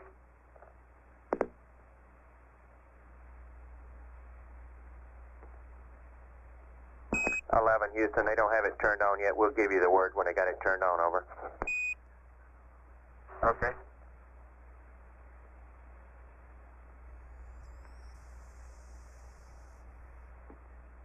Oh, Apollo 11, Houston, we noticed cryo pressure drop a moment ago. Did you stir up the cryos, over? Roger, we've finished cycling operations. Roger, copy out.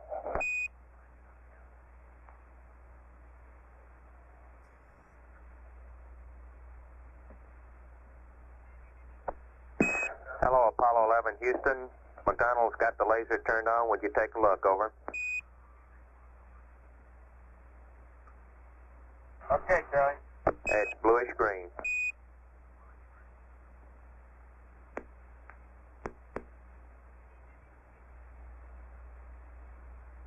11 Houston, we got some shaft and trunnion for you that might tweak it up a little bit. Shaft of 141.5, trunnion of 39.5, over.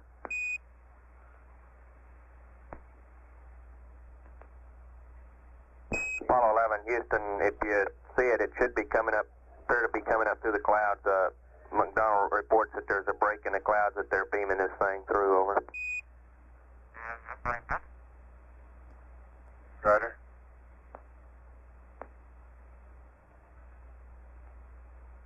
Oh, Apollo 11 Houston, you can terminate the exercise on the laser. Our rates are steady enough now for it to commence the PTC, over.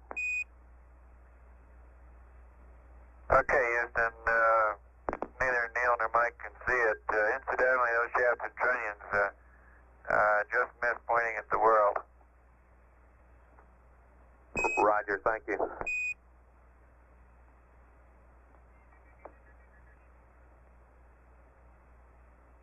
As we are looking at it through the scanning telescope, it would be about maybe a third of an Earth radii high and to the left.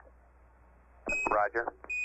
But we did identify the El Paso area, and it appeared to us to be a break in the clouds there, and we looked in that break and saw nothing.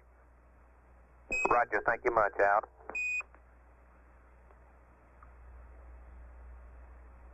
Houston, Apollo 11, over. Roger, go ahead, over. Were you following that on the Disky? Roger, stand by.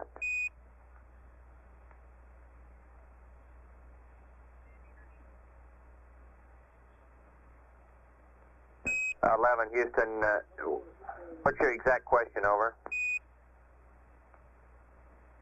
Well, I followed the procedure through step 7 down to the point where I got 27303 enter, and this resulted in an operator error light. Roger, stand by.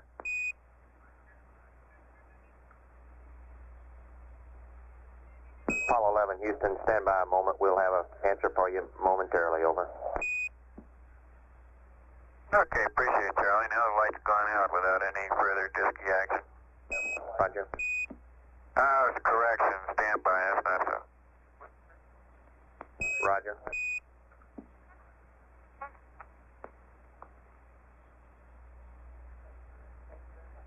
Hello, Apollo 11 Houston.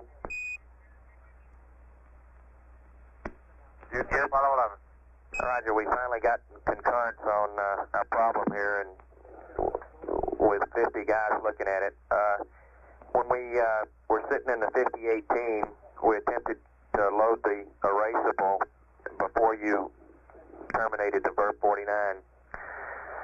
So, Mike, what we're going to have to do is call up the present CDUs, copy those down, then do a VERB 49, load the present, then do a proceed, then an enter, and then we can then set up attitude hold on step 6, over.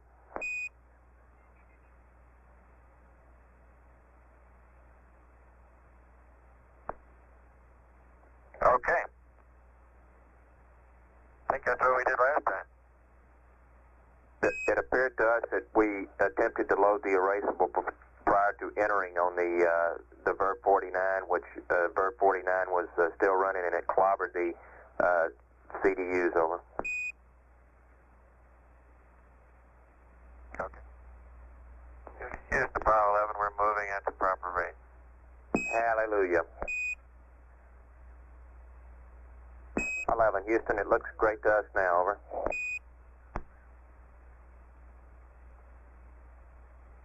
Yeah, it looks fine here, Charlie. The 7/10 part's the only part I don't find explained yet. Roger, Mike. We're working on that one right now. We're coming up with a story soon, over. Apollo 11, Houston, we're handing over comm to correction from Goldstone to Honeysuckle, over. Hello, Houston, through Honeysuckle, out.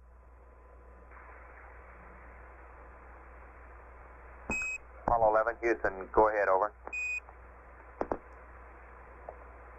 Hey, Sam, good dust through Honeysuckle, how are we now? Roger, 5 by Mike. We'd like the Omni configuration as follows.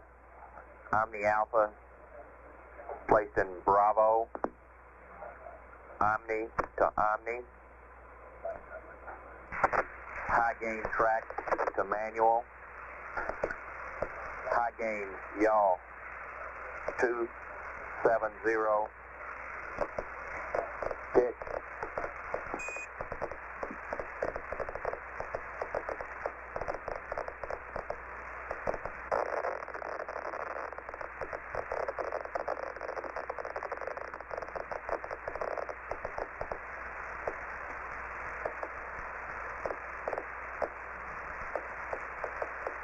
This is Apollo Control. At the present time, we are handing over from the tracking site at Goldstone, California, to the site at Honeysuckle, which accounts for the noise in the transmission. I've got S-band Omni B, Omni, track to manual, and beam wide. Pitch, you better say that again, yaw 270, over. Roger, Buzz. I broke up that pitch minus 50 and beam wide, over. Houston, Apollo 11, you ready to copy some numbers on status report, etc.? Say again, over.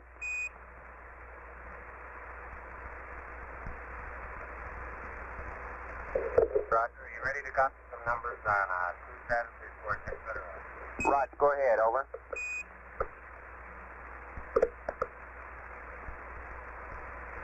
Okay, radiation CDR 11005, EMC 10006, LMC 09007. Medication negative. And I got some battery and RCS numbers for you. Go ahead, over. Battery C 37.1, pyro battery A and B both 37.1. RCS Alpha 82, Bravo 84, Coca 85, Delta 87, over. Roger, we copy radiation 11005, 10006, 09007, no medication, 37.1, 37.1, 37.1, 82, 84, 85, 87, over. That's affirmative. And what I left GM Delta P is 1.1. Roger, copy 1.1. Hello, Apollo 11, Houston, please verify the 4 cryo heaters auto, the 4 fans off, over. Okay, we've been holding O2 heater number 1 in the off position. I believe that was your last instruction. All the other heaters are auto and all fans are off. Over. Roger, stand by. 11, Houston, we'd like all heaters auto, over. Roger, all 4 auto, all 4 fans off. Hello, Apollo 11, Houston, as the sun sinks slowly in the west, the white team bids you good night. If we get a story on the 7/10, we can give it to you in about 15 minutes or so. If not, we'll give it to you in the morning, over. Okay, that sounds fine, Charlie. Thanks very much. Hey, you earned your pay today, Charlie. Thank you.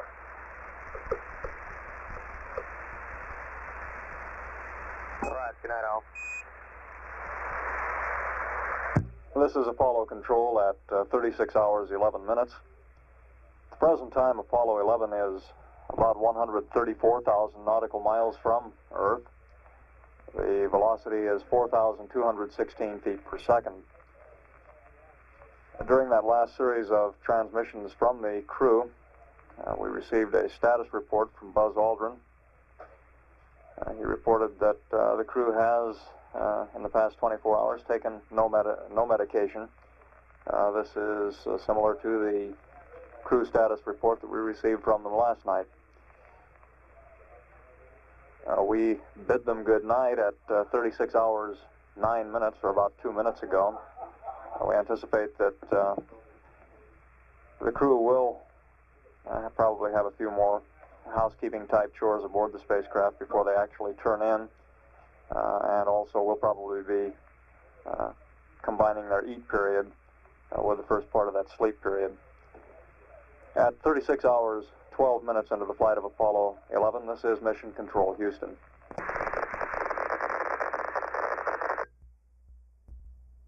This is Apollo Control at 36 hours 27 minutes. We have completed the processing of the unscheduled television transmission which the crew sent down from the spacecraft at about 30 hours 24 minutes ground elapsed time this evening. I would like to repeat that this was an apparent test of the onboard system. The crew turned the television equipment on, left it on for about 52 minutes. Some of the time we will have a picture, other parts of it we don't have good lock on, and will not have a good solid picture. We should also point out that this transmission was made with the omnidirectional antennas, which of course don't provide nearly the signal strength that we would get from the high gain antenna, which would be used. And we'll play back the tape of that transmission for you at this time. Apollo 11, this is Houston, over. Go ahead, Houston.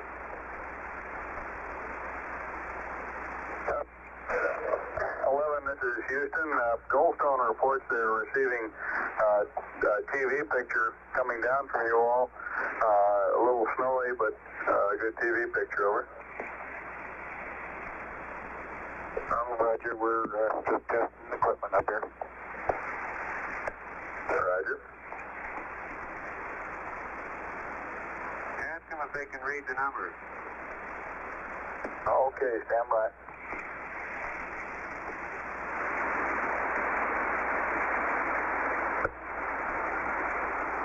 Goldstone, this is Houston, Capcom, over.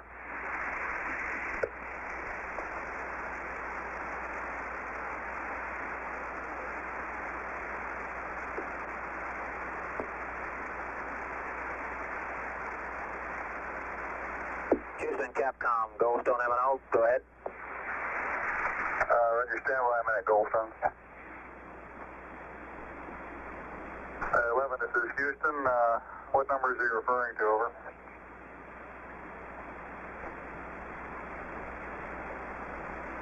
Well, I guess if they can't see any numbers, why, it's kind of a lost cause. Negative, stand by. We wanted to know what numbers before we asked them.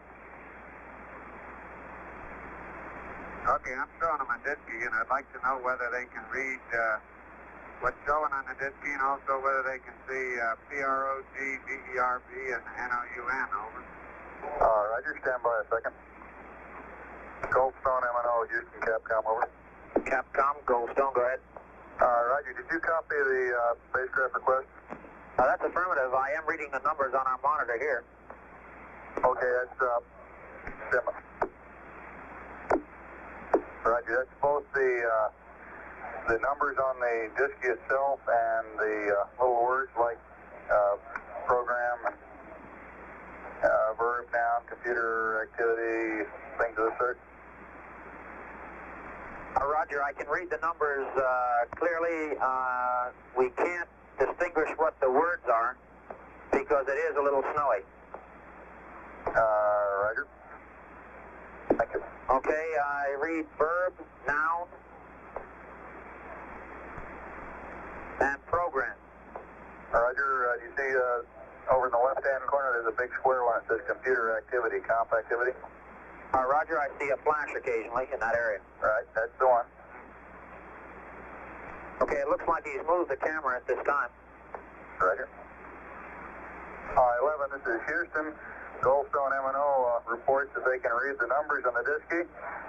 They can also read verb, noun, program, and see the comp activity light flashing, over. Very good, thank you. And they also report you appear to have panned the camera over to another location now. Yeah, we're going to work on something else. Roger.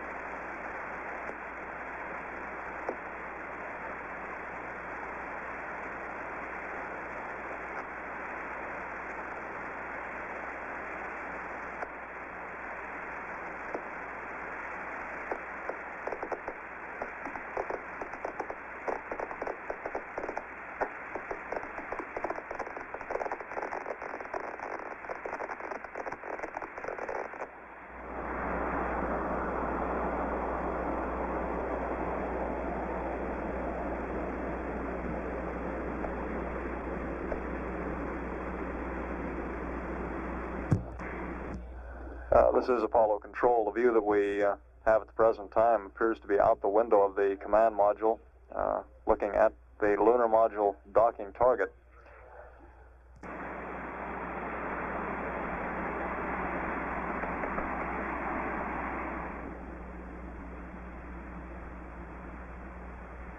And we seem to have a fairly good view here of the interior of the command module. This would look to be the panel, the display panel with some of the fuel quantity dials on the right side of the cockpit.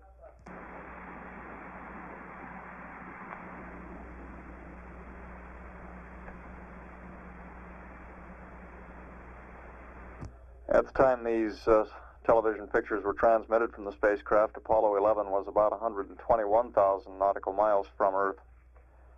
Where we do have good signal lock-on, we got amazingly good quality from those little Omni antennas. As we've mentioned before, normally the high-gain antenna would be used for a television transmission of this sort.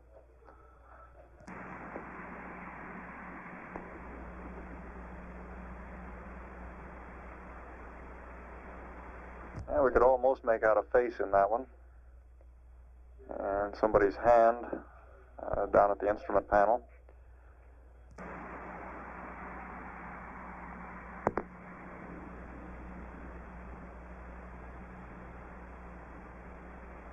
That last view just before we lost picture lockup appeared to be the right center portion of the main display console, main display panel in the command module.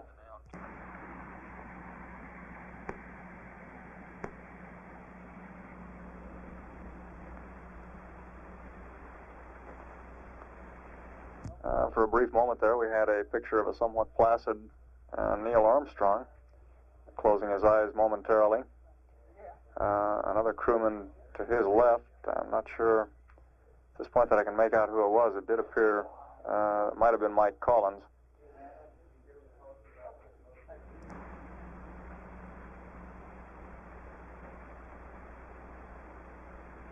Here's the follow up.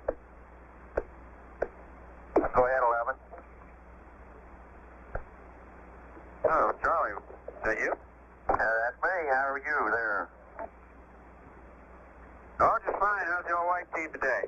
The old white team's bright-eyed, bushy-tailed. We're ever alert down here. Ever alert, vigilant. Hey, you got any medics down there watching heart rate? I'm trying to do some running in place down here, and I'm wondering just out of curiosity whether it brings my heart rate up. Well, they will spring into action here momentarily. Stand by.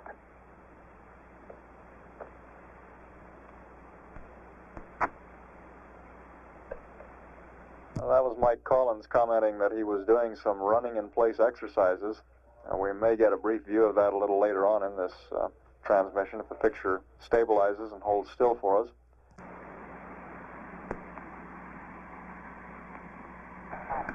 Hello, 11. We see your heart beating. Okay, well, look at the CDR and the DMB, see if they go up any. We're all running in place up here. You wouldn't play that. I'd like to see that site. Why don't you give us a TV picture of that one? I think that's right. You got it. Okay, it's coming in the Ghost Zone, Buzz. Guess Bruce said we don't have it here in the center.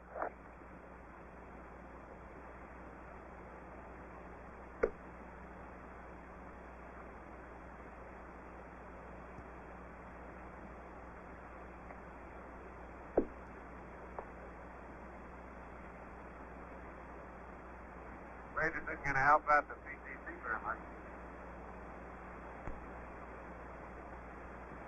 Yeah, I don't know if it's a vibration or what it is, but it makes the pitch and yaw rate needles on FDAI number 1 jump up down a little bit when we jump up down. Right. All right. Ghost on it said he see you running there, Mike. Okay. Ask him what he's running from.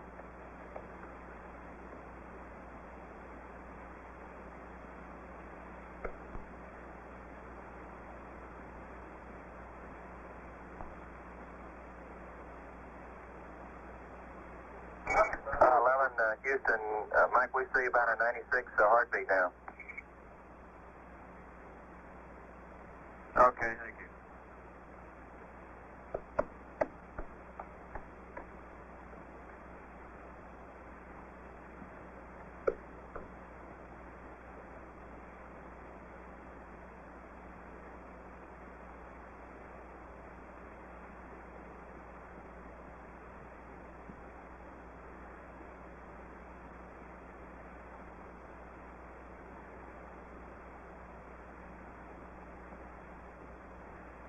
Well, that's about all is reasonable without getting hot and sweaty. All right, Roger, we copy.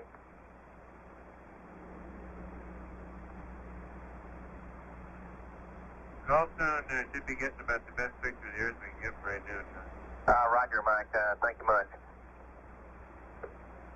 We got a little distortion, horizontal direction, banding on our monitor. I wonder if they're getting the same thing. Stand by, Buzz. I'll let you know.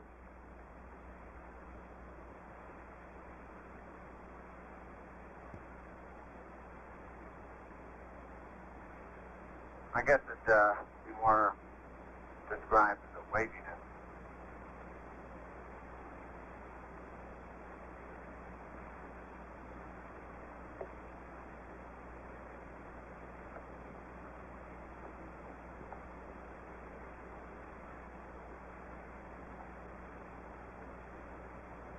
Goldstone MNO, Houston Capcom. Goldstone MNO? Okay, the cruise is complaining of some horizontal banding on their monitor. Do y'all see that on the picture? Stand by.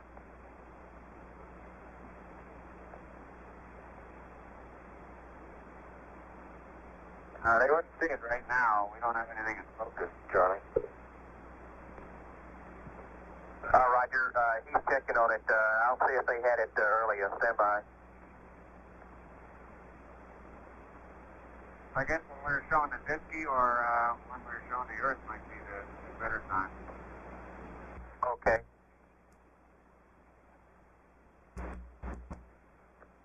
Houston Capcom Goldstone. Go ahead. Okay, our TV people confirm they see this horizontal band. Okay. 11 Houston, the Goldstone TV people also see the banding when same time y'all do, over. Okay, would they call it a horizontal waviness instead of banding, maybe?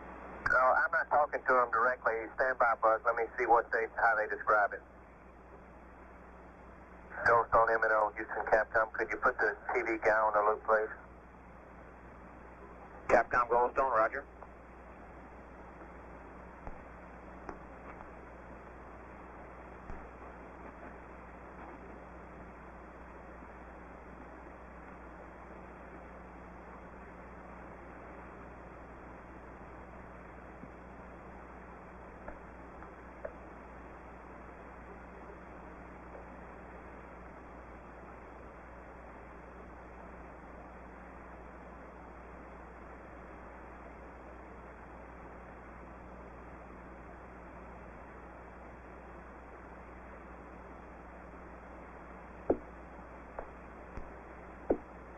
Yep, Tom. Goldstone M&O, Net 1. Go. The TV people do not have access to Net 1 in that area. Suggest we use Net 2 for that purpose. Okay, going to Net 2.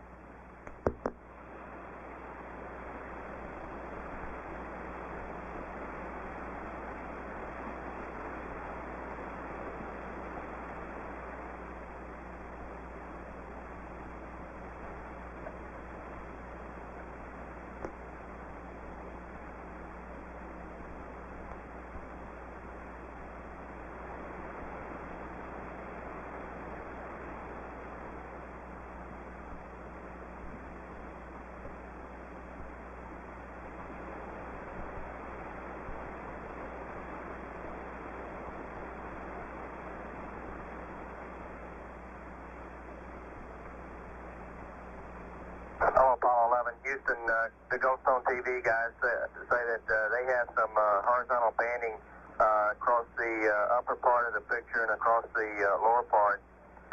They would consider the lines just straight, no waviness to them at all, over. Roger, understand. They do seem to distort vertical lines, though. Say again about the vertical lines, Buzz. Raj, when there's a vertical line, these horizontal bands tend to put small waves in it. Right, I copy. He didn't mention that. Stand by, I'll check again.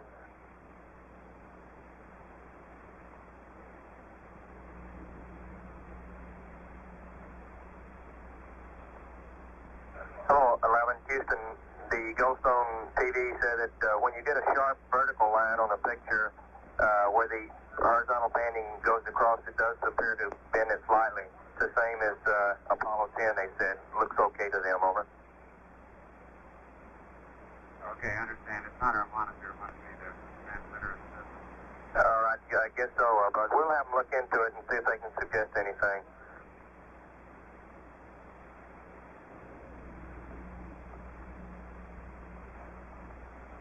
Hello, Apollo 11. Houston, we've lost our command interface with Goldstone. We'd like you to switch to Omni Delta, over.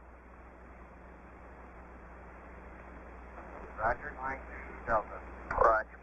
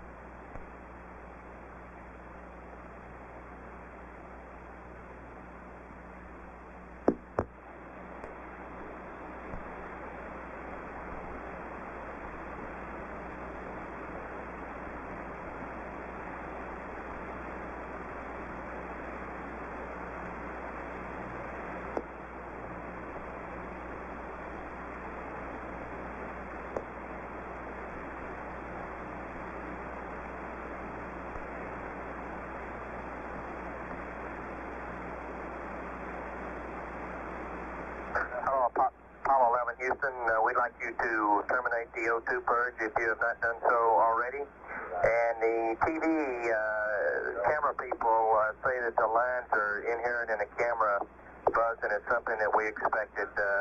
Over. Roger, understand about the camera. Say again about the O2 purge. Roger. terminate the O2 purge at this time, over. Oh, okay. Fine, will do.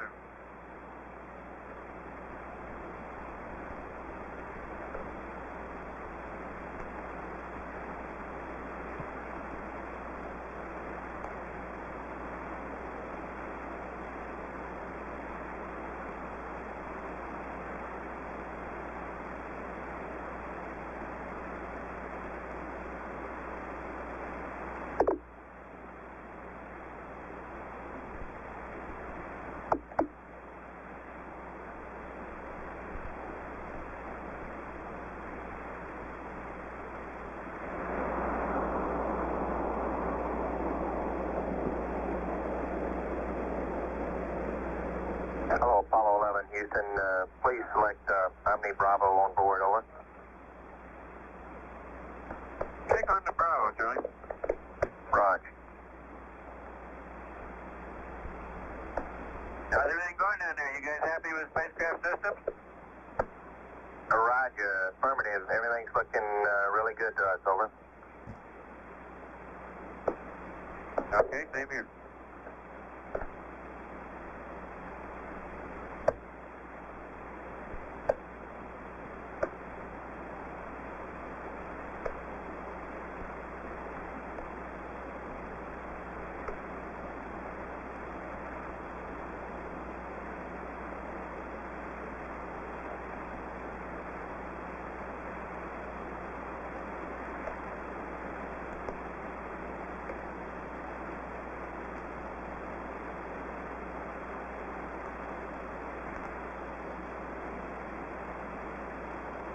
Charlie, how far out can you pick up TV off the Omni? Stand by.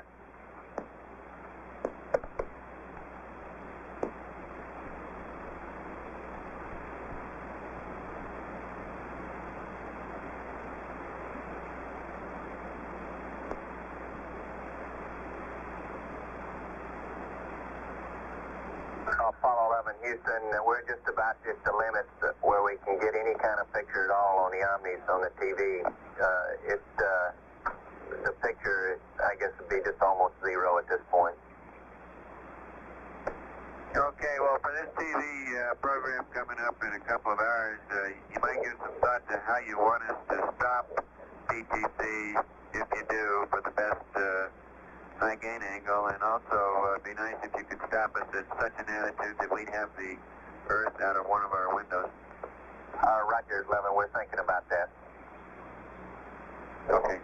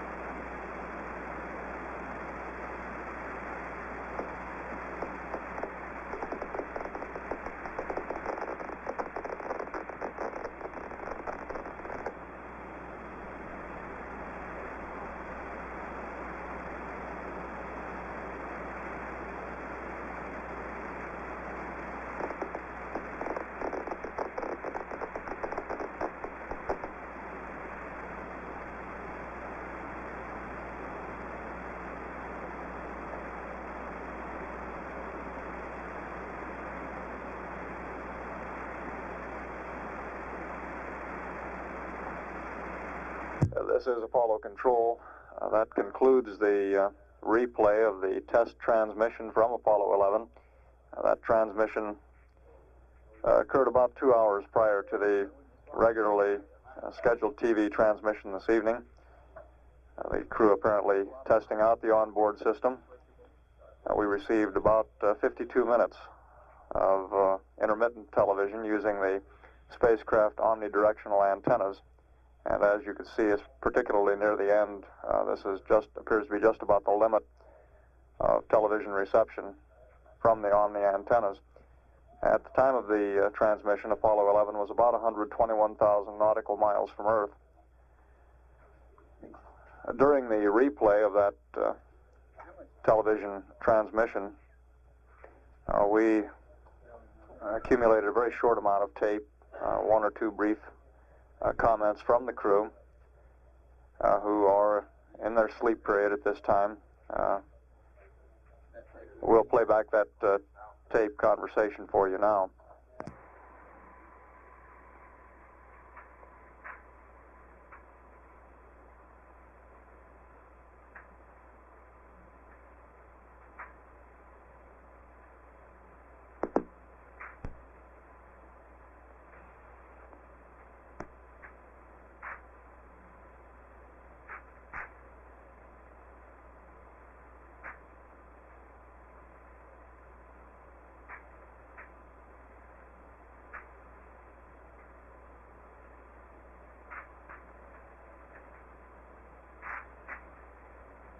Hello, Apollo 11, Houston. One request, the optics switched to 0, and we're got a lot of theories on why it maneuvered at 7/10 a moment ago, Mike, but no real definite answer. We'll be back with you later, over.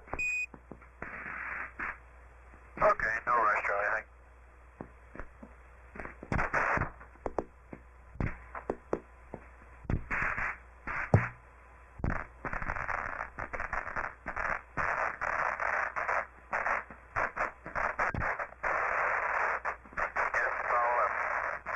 Roger. Mike, I think we can explain that 7/10 rate.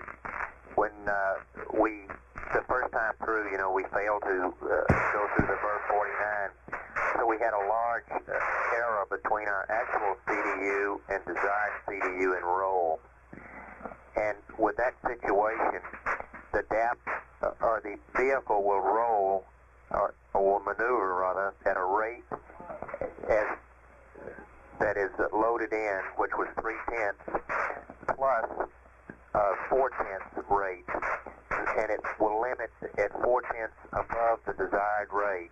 So that is if we have a large enough angle between the desired and the actual, which we did. So therefore the rate was 4/10 plus 3/10, give you the 7/10, over. Okay, thank you. Roger.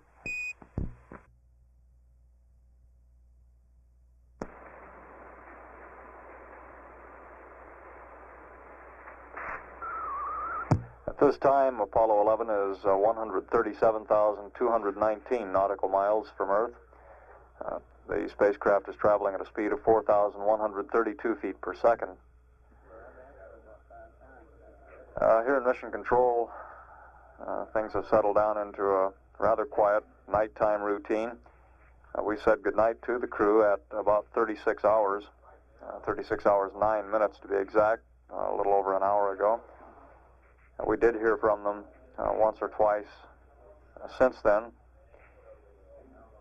and we anticipate that at this time they are probably getting settled down to begin their 10-hour sleep period. At 37 hours 21 minutes, this is Apollo Control.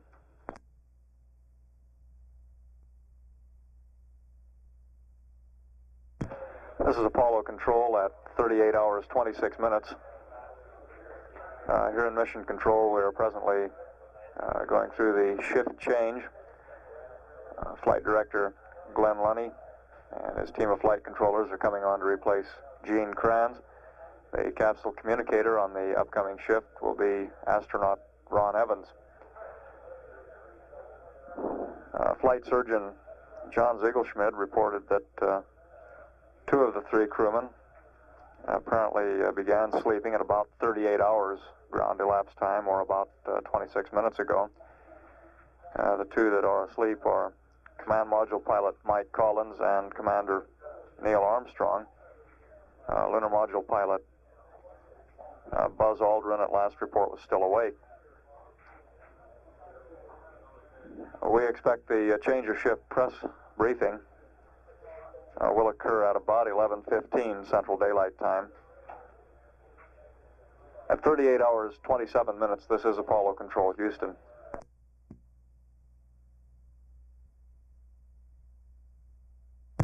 This is Apollo Control, 39 hours, 40 minutes, ground elapsed time. Apollo 11 crew at this time, all three soundly asleep. The Space Digital's display, stand by.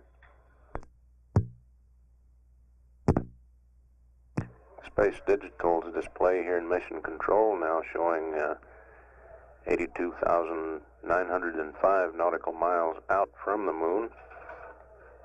Velocity 3,897 feet per second relative to the moon. Awake time 7 hours 19 minutes away.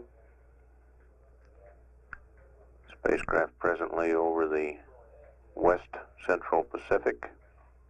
If a line were projected back toward its nearest point on Earth. And at 39 hours 41 minutes ground elapsed time, this is Apollo Control. This is Apollo Control, 40 hours 58 minutes ground elapsed time. Apollo 11 presently 146,300 nautical miles out from Earth. Velocity 3,917 feet per second. 6 hours 1 minute remaining in the sleep period, the 10-hour sleep period scheduled in the flight plan.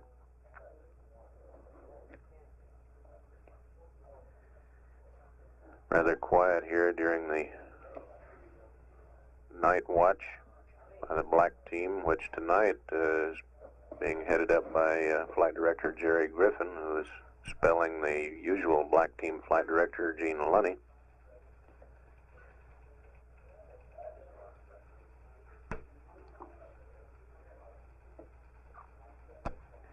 One clock here in Mission Control shows a landing time 61 hours 48 minutes from now. This similar to the entry clock, which is used in the same position in the control room toward the end of the mission, will be refined continuously as we get down to the gnat's hair, or the exact second of landing.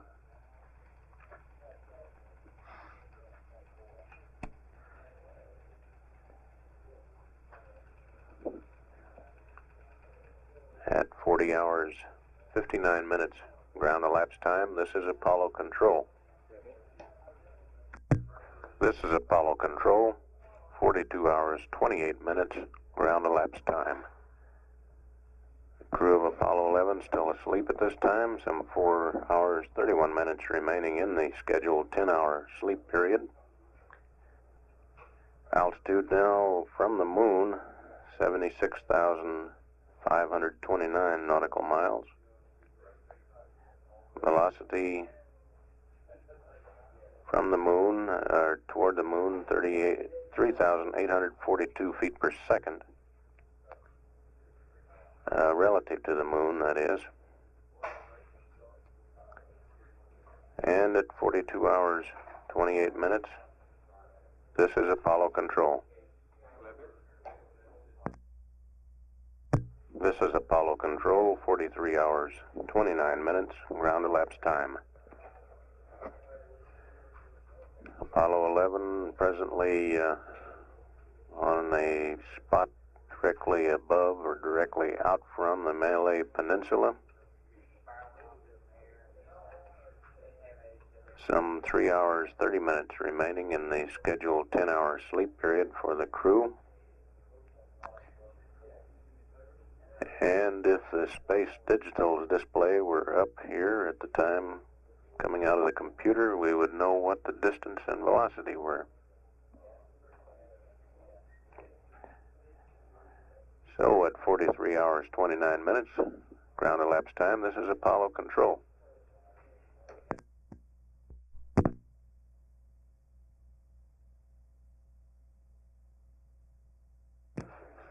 This is Apollo control, 44 hours, 28 minutes, ground elapsed time. Apollo 11 crew has another 2 hours, 31 minutes remaining in their 10-hour sleep period. Spacecraft is now some 72,010 nautical miles out from the moon. Velocity continuing to decelerate as we get near the changeover point in influence between the Earth and the moon. Velocity now showing 3,811 feet per second. Spacecraft now calculated to weigh 96,068 pounds. At 44 hours, 29 minutes ground elapsed time, this is Apollo control. This is Apollo control, 45 hours, 28 minutes ground elapsed time. A little more than an hour remaining in the Apollo 11 crew sleep period. Present velocity 3,799 feet per second. Distance from moon 69,810 nautical miles.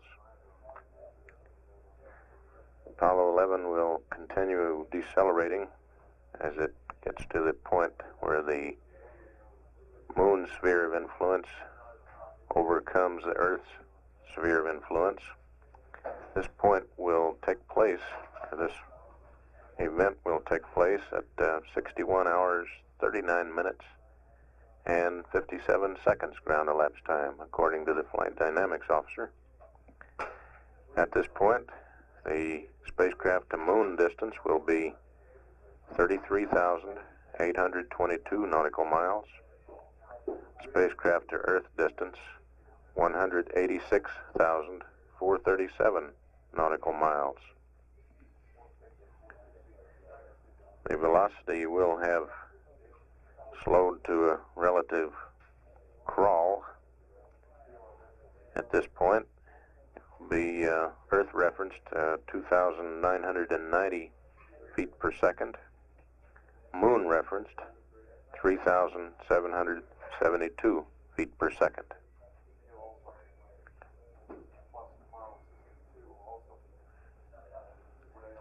Clock counting down to lunar touchdown, which, as mentioned before, will likely be changed as the spacecraft goes into lunar orbit and the data is refined. And some of the times change a few seconds one way or the other. At any rate, the landing clock now showing 57 hours, 17 minutes until lunar landing.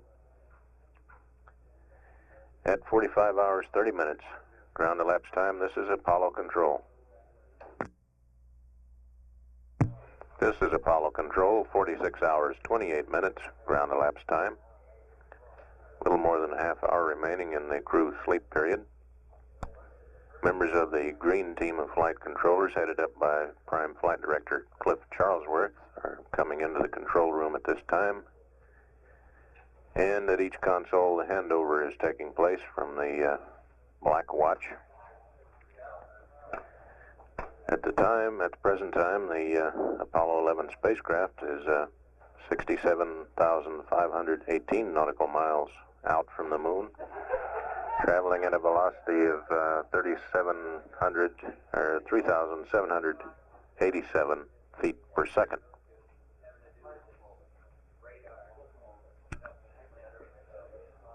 Apollo 11 presently is being tracked by the Madrid S-band station. And at 46 hours, 29 minutes ground elapsed time. This is Apollo Control. This is Apollo Control at 46 hours, 58 minutes into the mission. The green team, led by Flight Director Cliff Charlesworth, has just relieved Glenn Lunny's black team. The flight surgeon, Dr. Willard Hawkins, indicates the crew appears to be still asleep. We're nearing the end of the scheduled rest period. Cliff Charlesworth indicates we will put in a call to the crew within a few minutes. Apollo 11 is 158,681 nautical miles from Earth. Velocity 3,578 feet per second.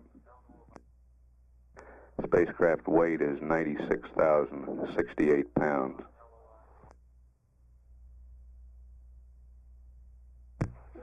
This Apollo Control at 47 hours, 3 minutes. Cliff Charlesworth has decided to let the crew sleep a little longer. He's just had a conversation with the flight surgeon.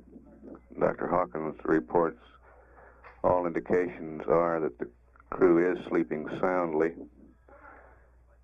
The flight plan does not warrant awaking them just to get them up. There is nothing in the flight plan that requires their attention at the present time.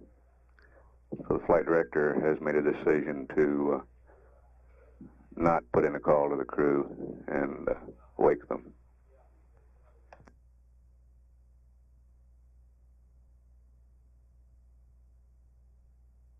Flight surgeon says that a look at the data throughout the night indicates that the crew slept rather well all night.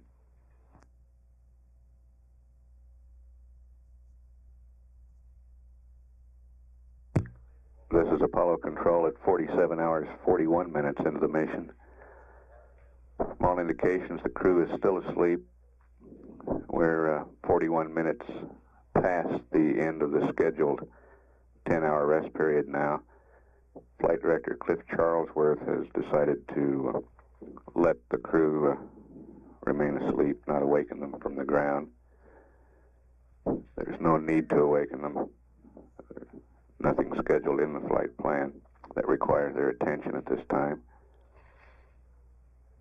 Apollo 11 is 160,137 nautical miles from Earth. Velocity 3,544 feet per second.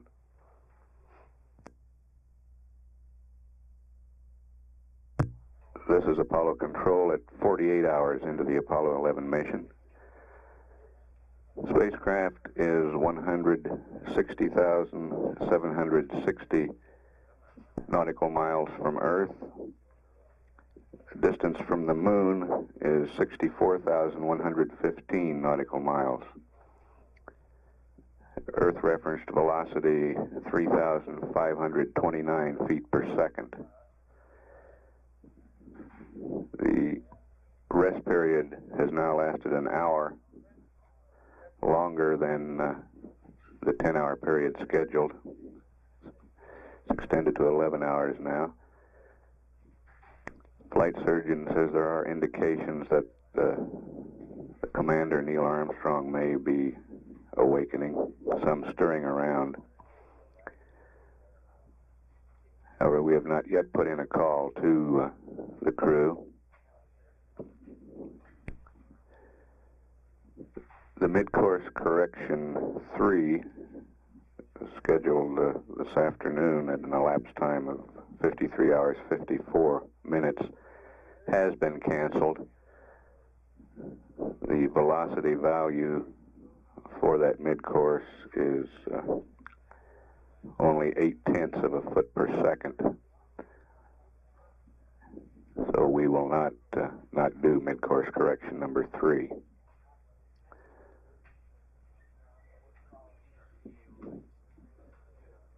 We'll continue to stand by for either a call from the ground or a call from the spacecraft.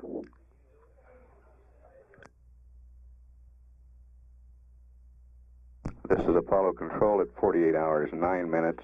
We've just put in a call to the crew. Here's that conversation. Apollo 11, this is Houston, over. Good morning, Houston, Apollo 11. Hey, good morning, Apollo 11. Nice to see you. Be getting around to the... How's everything look up here from the ground?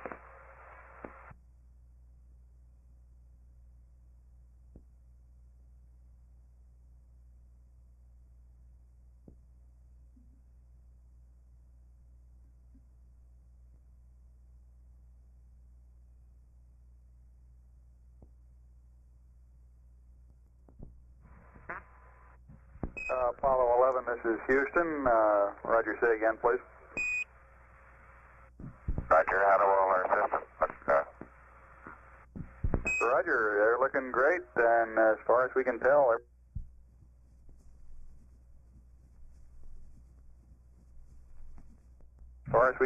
everything is good from down here, over. It looks like the attitude held up real well during peak. Yes, it did. We were showing you remaining well within a circle of 10 degrees radius throughout the night. Seems to be working beautifully.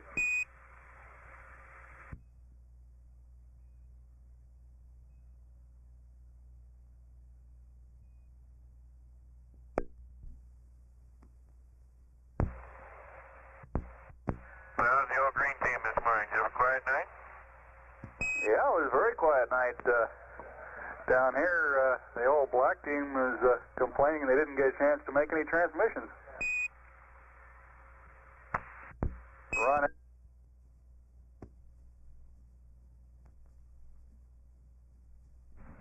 Evans is getting we'll be seeing him tomorrow, I guess. Yeah, Ron's getting to be known as the silent Capcom. Those are the best kind, Bruce. Okay.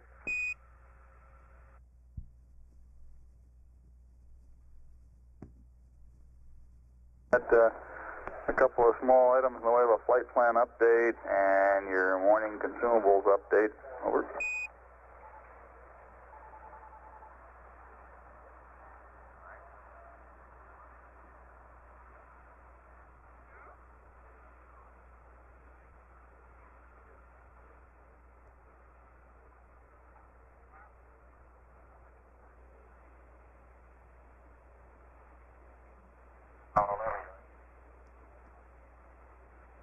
Roger 11. We'd like to perform a wastewater dump at your convenience sometime in the near future here. No particular time scheduled. Down there at the time for mid-course correction 3, which is about 53:55, we're deleting mid-course correction number 3 and all the items associated with it.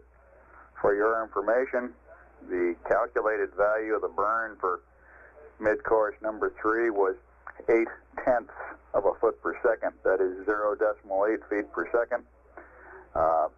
Canceling this, if we decide to burn mid-course correction 4, this would then give you a burn for mid-course correction 4 of 2.0 feet per second. At 53 hours, we have an IMU Reline P52. We're requesting that you do this while in PTC, and we plan to continue PTC throughout the day. Over. Okay, we'll get to the wait. Say again, please. You're cutting out.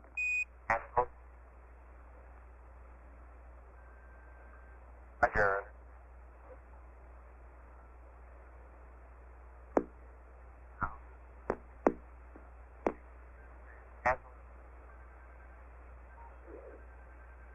We're now looking for hours and 11, this is Houston. Stand by a minute, please. We're having difficulty receiving you.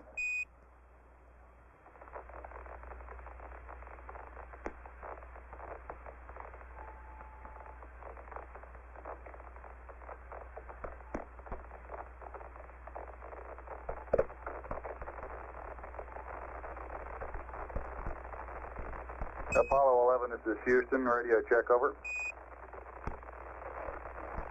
Roger, Houston. Read you loud and clear. How many, over? Roger, reading you the same. We did a minor reconfiguration down here. Stand by. Out.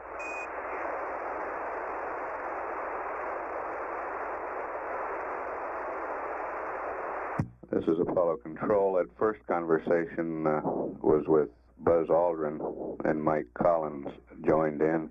We've not yet heard from Neil Armstrong.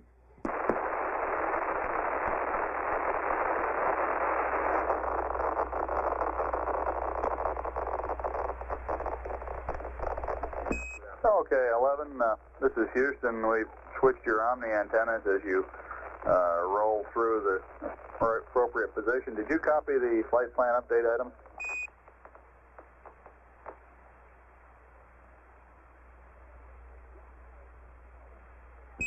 Apollo 11, this is Houston, over.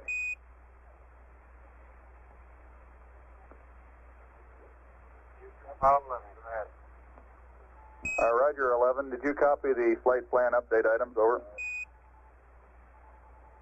Roger. How do you read me now, Bruce? Loud and clear now. Okay, the battery charge is in the process now, and the wastewater dump is in work. MCC3 has been canceled. It would have been 0.8 feet per second. MCC4 now looks like about 2.4 feet per second. At around 53 hours, we'll do a P52 and PTC. Over. Roger, 11. The magnitudes of the mid-course corrections were just for your information, but mid-course 4 was down around 2.0 feet per second. Again, for your information, on SBS chamber pressure, it looks like your on-board readout of 8.7 psi corresponds to 9.2 psi by our telemetry, and your value of 89 on board corresponds to 94. Over.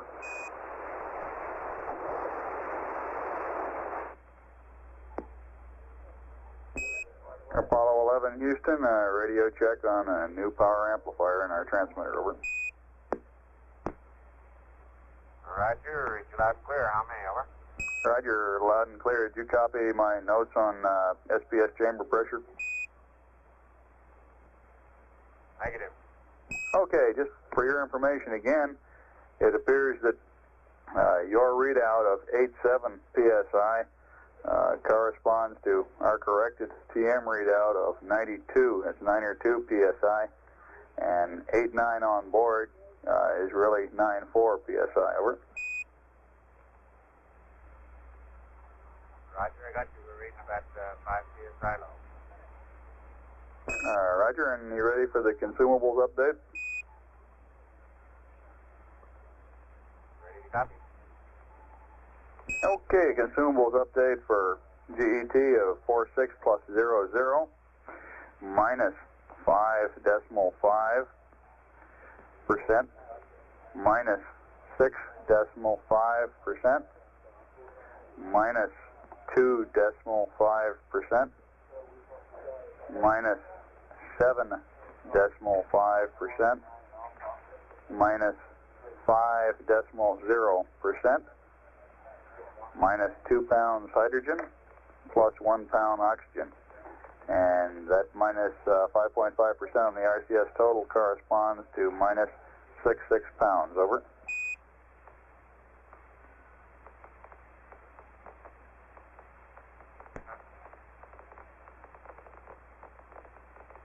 Okay, I copy those, and I'll give you our percentages now. Alpha 82, Bravo 84, Coca 85, Delta 87. Over. This is Houston. We copy your percentages, and do you have a crew status report on sleep for us?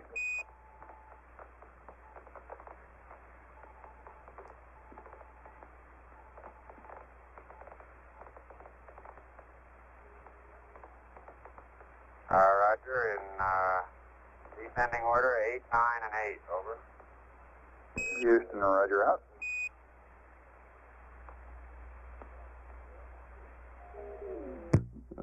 That would be Armstrong 8, Collins 9, Aldrin 8. Houston,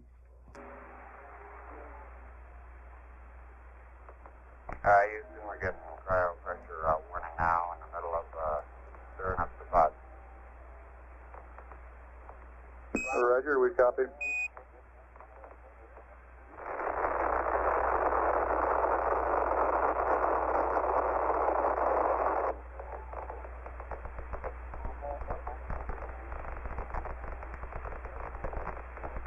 This is Apollo Control. The flight surgeon reports that is not a record for sleep. The Apollo 10 crew, during one rest period, logged 10 hours of sleep.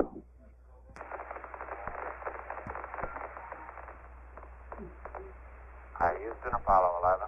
We've got the continent of Africa right facing toward us right now, and of course everything's getting smaller and smaller. As time goes on, the Mediterranean is completely clear. The sun looks like it's about to set around Madagascar. The equatorial belt of Africa stands out quite clearly as being a dark green or muddy colored green in comparison with the sandier colors of the southern tip of Africa and of course the Sahara northern coast of Africa. There's a rather remarkable cloud that appears in the vicinity of the border between Afghanistan and Pakistan. It's just about to go into sunset now, and it's casting a large shadow isolated from the cloud. The band of clouds, intertropical convergence clouds going around the equator, clearly separate the clockwise and the counterclockwise cloud formations. Roger, 11, we copy your weather description on that. I understand you can see a shadow being cast by that cloud over between Afghanistan and Pakistan. Any estimate on how long that shadow would be?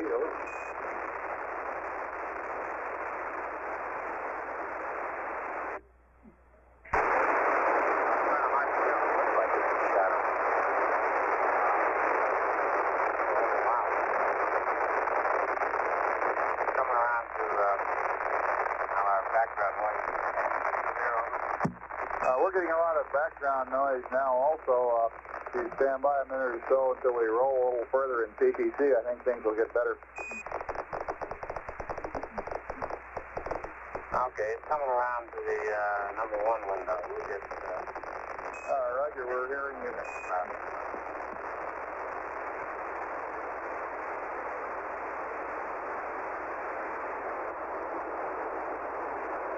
That's Buzz Aldrin with the description.